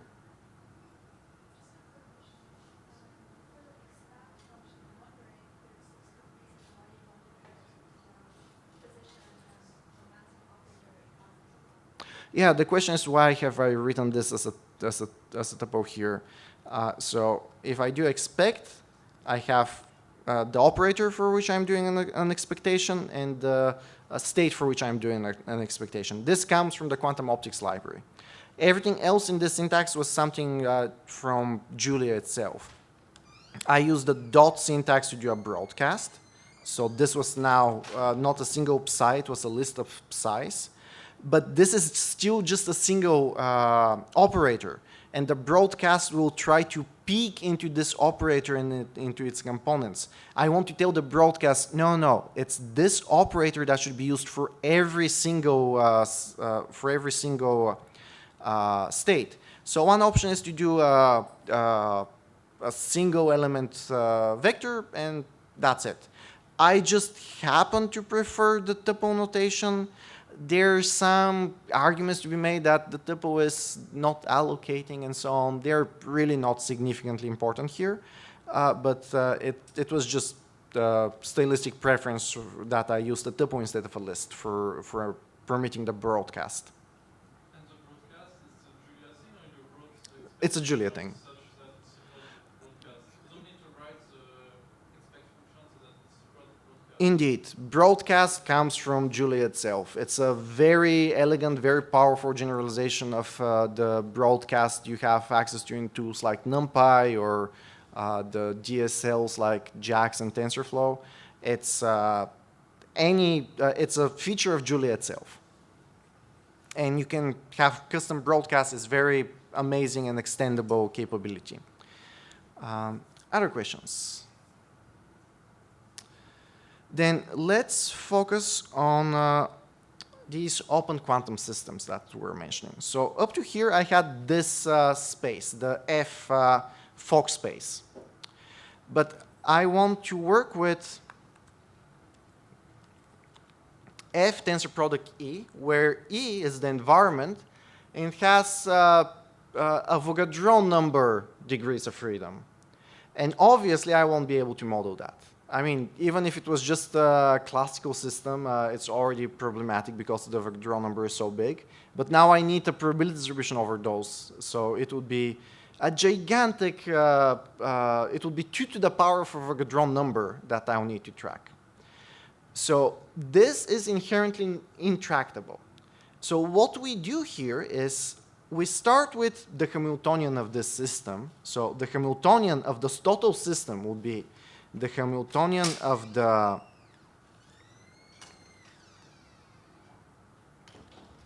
let's see what Unicode permits here. The Hamiltonian of the Fock space, tensor product identity for the environment, plus identity for the Fock space, tensor product, the Hamiltonian of the environment. And if this was all, it's fine. They don't interact. They're completely independent. We can just study the dynamics of our system, of our harmonic oscillator, without worrying about everything else. Sure, if we were to model the environment, it would be too expensive, but who cares? In this setup, the environment is not coupled to our system. We can just trace over it, and we don't need to worry about it. But usually, we also have plus Hamiltonian of the interaction. And it's this Hamiltonian that causes us trouble. So this is tractable. This is still exponential in the number of qubits, or here it's just the dimensionality of the excited system that the harmonic oscillator will be working with. This is astronomically large. And this is even larger because it's however many dimensions for this guy times the number of dimensions for our system of interest. So this is something that we need to figure out how to remove.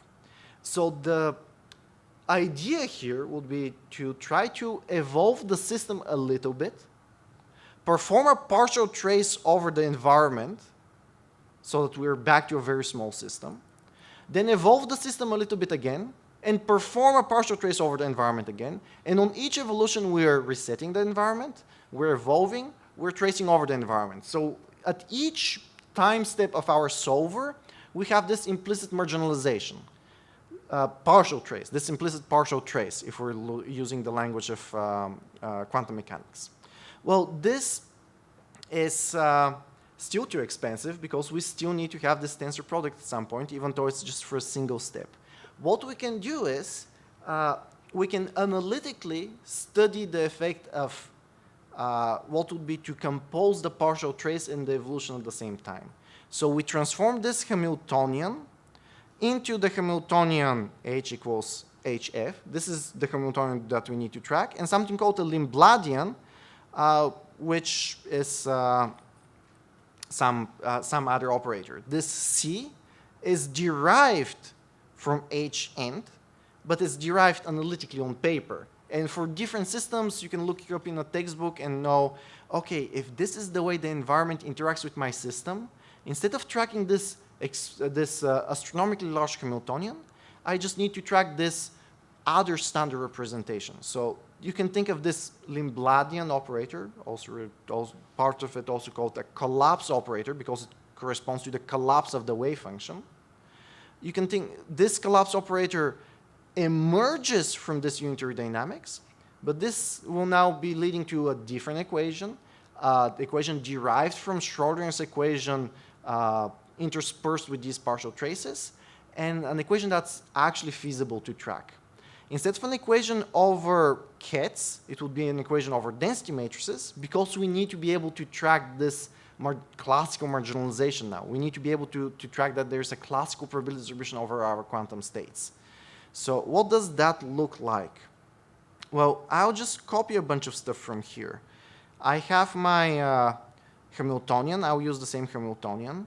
I have my operators. The destroy operator actually will show up again. And here, all I need to do is to have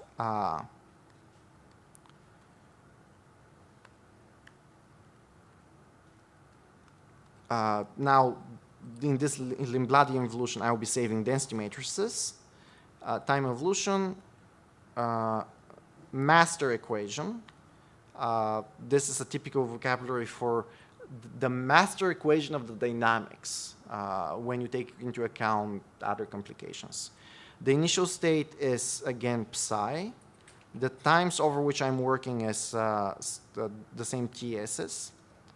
My Hamiltonian is the same Hamiltonian, and I have C, the collapse operator, is just the A operator. The name is related to what it does. It removes excitations from the system. It causes decay. It's the operator you get if you're trying to model the fact that the system leaks some excitations into the environment. But unlike the Hamiltonian of the astronomically large Hamiltonian of the environment, it's an operator of the same dimensionality as the subsystem, the local subsystem that we're trying to model.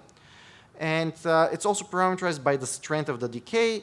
I'll just put some arbitrary number. The square root here is just a typical parameterization. There's a reason for it. It's not important why. Okay. And now, all I'm doing here is that, unlike the Schrödinger equation, I'm adding a list of collapse operators that might occur as well. And if I run this,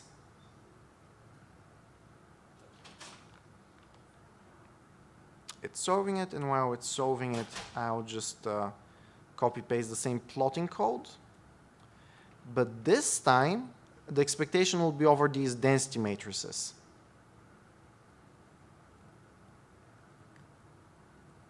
So I'll just make this plot. And this is the trajectory of my harmonic oscillator. I start here. I'm rotating, but I have dampening. This dampening happens because of the interaction with the environment.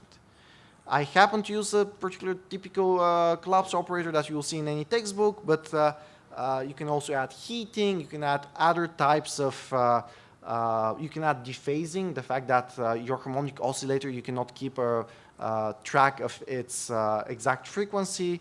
A lot of the typical analog dynamics studied in classical electromagnetism can be modeled here as well, and they can be modeled for non-classical states too. Here we have trajectory that looks like a classical trajectory because we started with a classical state.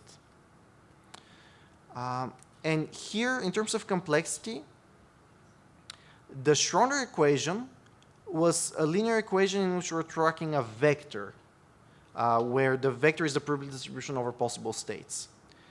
The master equation, the Lindblad master equation, was tracking the evolution of a density matrix. So if we had n degrees of freedom, n dimensions, if we had n dimensions, the Schrödinger equation is the cost of matrix vector multiplication in n dimensions. The Lindblad master equation is the cost of matrix multiplication in n dimensions. It's much more expensive because it's tracking both classical and quantum probability distributions at the same time. Questions up to here? Yep. Can you define your computation if I say that matrix Yeah. The Hamiltonian has to have certain properties because it is belonging to the Lie algebra of the Lie group of unitary operations, but as long as it obeys those properties, it's fine. Frequently you start with Hamiltonians that have some common appearance in typical physical systems. The same way when you're doing LC circuits, you have an expectation of what the dynamics of an L and a C would be. But if you have some arbitrary black box system for which you've experimentally measured the Hamiltonian, yes, you can just plug that in as well. Other questions? Okay, so one last type of dynamics I want to discuss. And this, I feel, is a kind of an important point here. We're talking about how it's exponentially expensive to model quantum probability distributions. And I want to discuss where is this exponential cost coming from.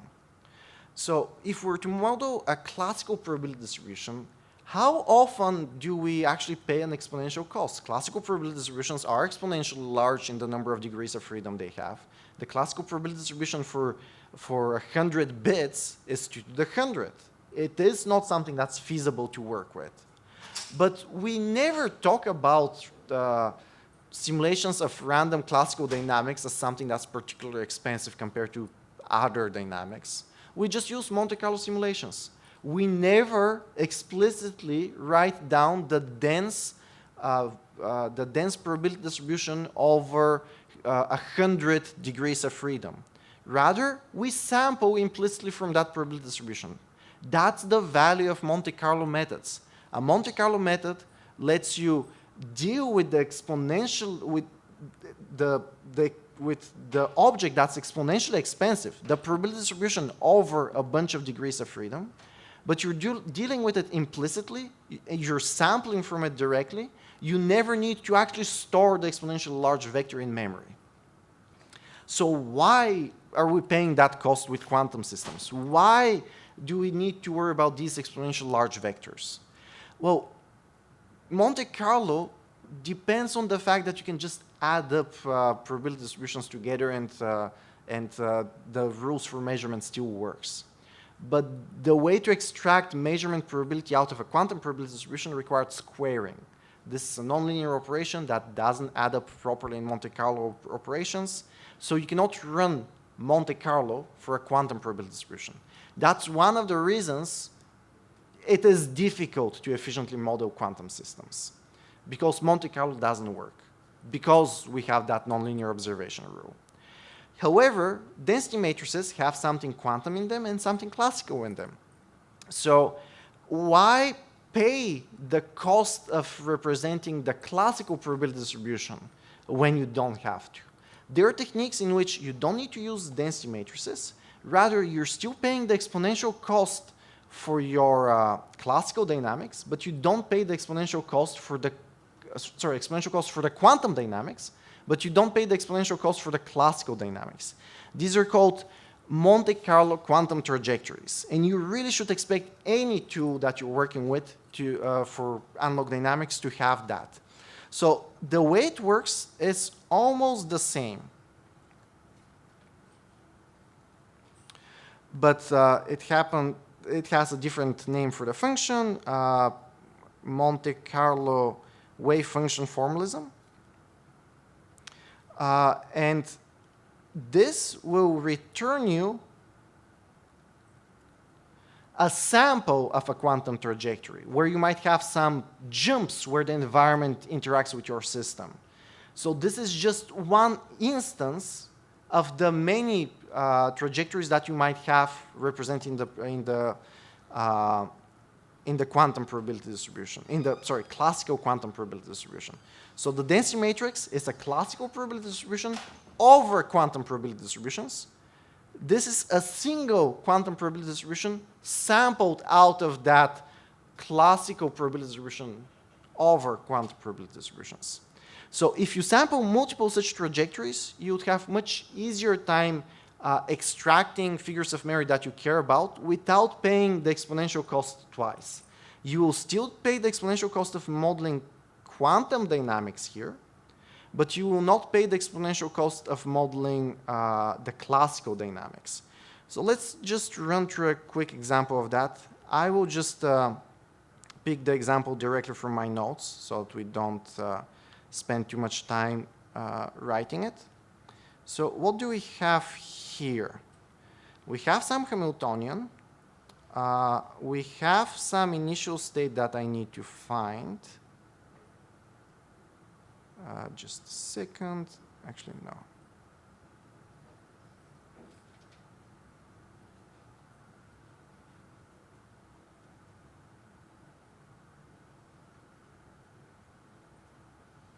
Okay, so here it starts. I'll be evolving for this time. I'll be starting with this state, which is, this time it's not a semi-classical state. It's actually a truly quantum state. It's 20 photons. It's exactly 20 photons, 20 excitations. I'm picking this one just because it showcases really nicely the comparison between the two methods. It's just a convenient initial state for making plots. You can think of it as a state that has a lot of initial energy, a lot of excitation. And I'm evolving that state under the same Hamiltonian we've discussed, and under the same collapse operator we've discussed. And I will plot it once. Yeah, let's just plot that first and see what we have. Oops, psi 0. Where's it's here. So I'll do it once with the master equation, with the Lindblad master equation, just to see what the result should look like. And this time I'll plot the amount of energy in the system versus time. I won't be plotting a phase diagram. I'll be plotting energy versus time to see how energy is decaying in this system. And this is supposed to be F.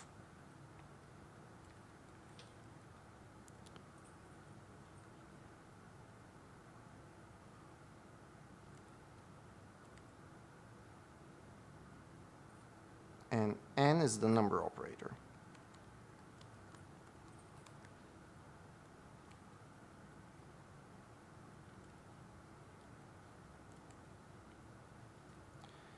Let's just look at the figure. Nothing too surprising. The energy of the system is decaying. But this is the Lindblad master equation. Let's see what this looks like if we plot a bunch of trajectories on top of it. So let's just plot a single trajectory. What am I doing here? I'm plotting, I'm extracting the trajectory. I will do it only once in this loop first. I'm extracting the trajectory, and I'm plotting that trajectory where, again, I'm measuring the expectation value for the energy in the system.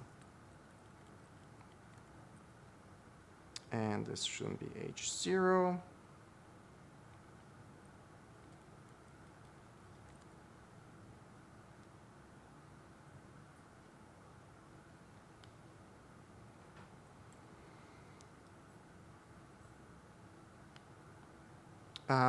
Is it visible? It's visible as this faint line. It's faint because I will be plotting a bunch of trajectories on top of each other, but you can see that the energy of the system is fixed, and then there is an abrupt jump. Fixed energy, abrupt jump. This is the Monte Carlo simulation. Instead of averaging over the discrete events of the environment taking energy from the system, you're just taking one single trajectory out of that dynamics. And you can do that many times. Let's do it 100 times. Actually, let's do it only 15 times because I want to show a reasonably noisy plot. And on top of this plot, I've plotted in faint gray many different trajectories. You can see how some of them lose energy more slowly, some of them randomly lose energy quicker, but they all will be averaging out to the probabilities, the classical probability distribution that you saw from the density matrix master equation. And actually, let's look at that average. What I'm doing here is that I'll be converting all the trajectories into density matrices, and I'll be averaging those density matrices. And if I do that, you can see that the blue line is the master equation solution, where I have the exact classical probability distribution over quantum probability distributions. And the orange line is the average over 15 different trajectories, and it matches it pretty closely. And the value here is that with a Monte Carlo simulation, you don't need to pay unconditionally the exponential cost of representing the classical probability distribution. You can just repeat the trajectories as many times as necessary to get a good precision. You have this trade-off between precision and computational cost instead of this unconditional exponential cost. Sure, the blue line is exact, but very rarely it would be reasonable to pay the cost of obtaining the blue line.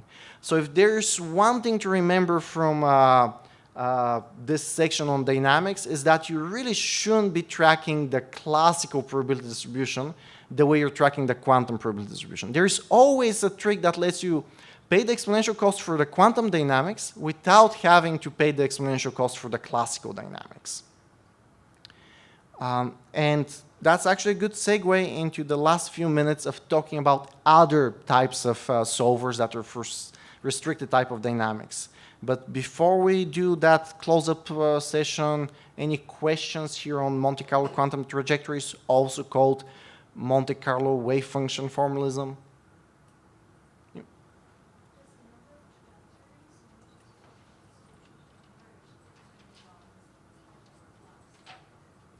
No, it's the rule of thumb here is that you want if you want precision of epsilon, you want 1 over epsilon squared number of trajectories, which is just the typical standard deviation for a sum. So this is just a typical rule of thumb for Monte Carlo simulations. And sure, there can be a situation in which some of the collapse operators trivialize the problem, but in that case you probably will need fewer trajectories, if anything. There are also really elegant tricks where you can use a single quantum trajectory to lower bound figures of merit. This is extremely valuable trick. So then you obtain very, very good lower bound without even needing to do more than a single trajectory, without needing to do random sampling. You need to use something that's a non-Hermitian Hamiltonian in that case. But to inspire yourself how to do that, just read the documentation of QTIP or quantumoptics.jo on this trajectory formalism. It's a great, extremely valuable trick. I feel bad that we don't really have time to cover it. This trick simplifies so much work otherwise. Also, another exercise that you can consider is here is a drawing of a system that you can try to model with the quantum trajectories formalism where only the colored stuff really matters. You have some optical resonator in orange, that's its operator. You have some microwave resonator in blue, B is the operator for it. And you have some pump that's driving it. And you have some decay. This is a very typical system in which the pump, an excitation from the pump is lost and it goes into the microwave resonator and into the cavity. But then from the optical resonator, the cavity, it leaks out, this thing that's in red, and you have a detector here. And this heralds the creation of a photon. If you're into this type of stuff, a really good exercise to consider, and you can talk to me over at any point during the conference about it, a really good exercise to consider about how to use Monte Carlo trajectories and how to use a single round of Monte Carlo trajectory to extract a lot of information is to try to solve the question of when do we get a heralding event? With what probability do we get a heralding event for the creation of a microwave photon using that formalism? I really suggest this is a really prototypical exercise covering all that you need to know about the topic. Other questions? Yeah. Out of curiosity, here I understand you need to average over some realization of driveway functions. Could it be efficient to use some kind of purification here to try to have, probably not a full purification because that would get you the full density matrix functional, but some partial purification in order to sample several trajectories at the same time? That's probably true. I'm sure there are cool tricks to doing that direction, but I no one standard trick comes to mind. I would say this is the bread and butter on which you can build a lot of cool stuff after that. So the answer is yes, but it will be kind of bespoke, which is not bad, which is great. Other questions? I don't know if there is like how to use the GPU to have better time when example. Mm-hmm. And I don't know if it's already explored. Yeah, Quantum Toolbox have pretty good GPU support. Quantum Optics also supports GPUs, it's just not as heavily tested in CI. After all, they're just wrappers around the standard Julia linear algebra system and wrappers around differential equations.jl. And they are capable, those base libraries are capable of running on GPUs. So the answer is yes, this works on GPUs. In the Python world, Qtip recently has started having some support for GPUs, and there is Dynamics, which is built on top of JAX, which is pretty great as well. And really, that's not a constraint in any of the popular languages for this type of work. I would say in Julia, the nice thing is that you can build a lot of bespoke kernels without having to do any complicated codes. Other questions? Okay, so we have only a few minutes left. So what I'll do is I'll just do a quick survey of other simulation methods instead of going through more live coding. As I mentioned, waveguide QED is a nice extension to quantumoptics.jl for a particularly nasty to deal with systems that will be discussed at the Quantum Mini Symposium. One of the author of the package is over there, so you can also corner him. But this is still a fairly standard Schrödinger equation solver. Then on top of these solvers, you might want to do optimal control. You might want to do actually modify your Hamiltonian live time-dependently so that you achieve some final state or some operation. This is called optimal control. And there are very sophisticated tools within the Julia ecosystem for that type of work. Piccolo is a particularly elegant one. It will be discussed at the Quantum Mini Symposium. Julia Quantum Control is a older Julia GitHub organization that also has a lot of already pre-implemented high-performance control capabilities. Then comes the question of being able to model more restricted dynamics. Everything we've discussed here has been about general purpose, general quantum dynamics. Anything that nature can evolve, can perform as an operation is representable in the type of dynamics we've discussed up to here. But in many situations, you might actually care about much more restricted type of dynamics. I mean, in many situations, we just care about classical dynamics, and we don't need any of this. But there are things on the interface between those that can be, for which there's special bespoke algorithms that are very efficient. For instance, one of the most important one is what's called the Clifford formalism, or the stabilizer state formalism. It's a technique that is capable of very efficiently, on a classical computer, represent certain dynamics of qubits, very important for error correction operations. In the Julia ecosystem, that's implemented in the Quantum Clifford package. So if you're ever going to do anything related to error correction over many thousands of qubits, or entanglement distillation, or many low-level protocols related to magic state distillation, or just the study of error correction for quantum hardware, I would suggest looking into the Quantum Clifford package. It's really state-of-the-art in the ecosystem, Julia or not. Then there are other types of dynamics. There's a whole plethora of dynamics that can be considered here. For instance, if we're not talking about the dynamics of digital error correction, rather we're talking about the dynamics of states of light that pass through beam splitters and other passive components, there's a technique called Gaussian quantum information.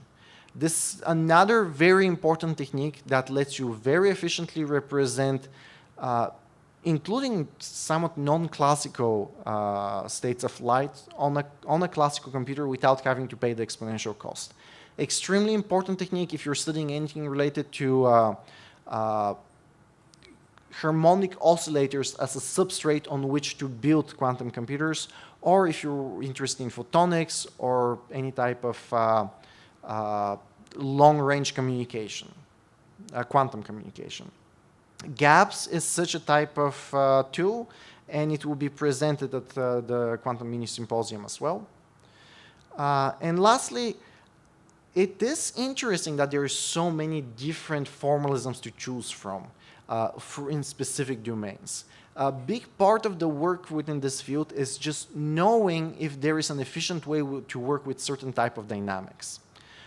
And to know what type of simulator to use behind the scenes.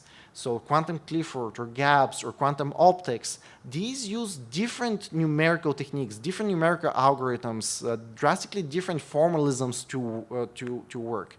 And it's really frustrating to have to jump between the different tools. So we're building a lot of package extensions throughout the ecosystem in order to have these tools interact with each other so that you can convert a representation from one tool to another tool. And we're building this quantum symbolics package, also to be presented at the Quantum Mini Symposium, which is a convenient way to represent dynamics, Hamiltonian states symbolically, and have them converted behind the scenes to the necessary numerical representation. You're not storing an exponentially large ket in memory, you're storing a symbolic representation of it, you manipulate it as necessary, and then you convert it to whatever simulator you're going to use. And with that, we have about 10 minutes left, so I think I'll just open to questions. We will adjourn a little bit early, and Katharine and I will be around for one-on-one discussions as well. So that's all from us. Thank you.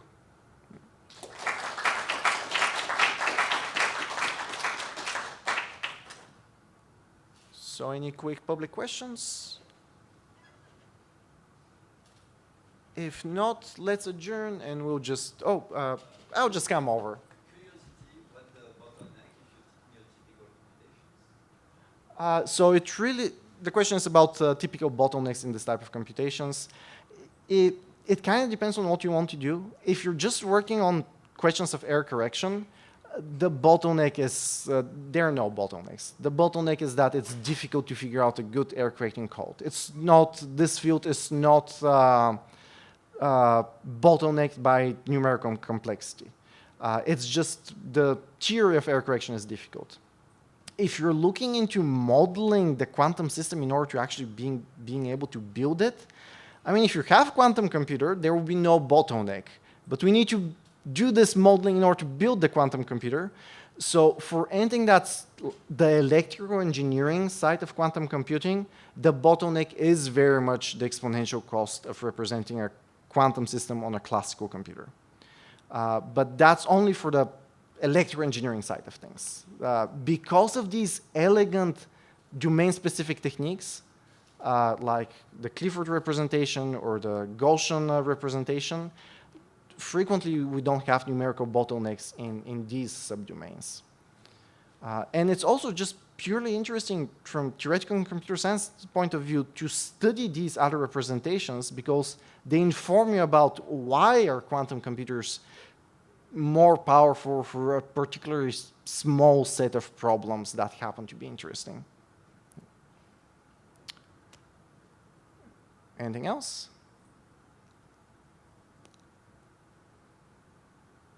Well, as I was mentioning, we'll be hovering around for a little bit more. Thanks, everyone.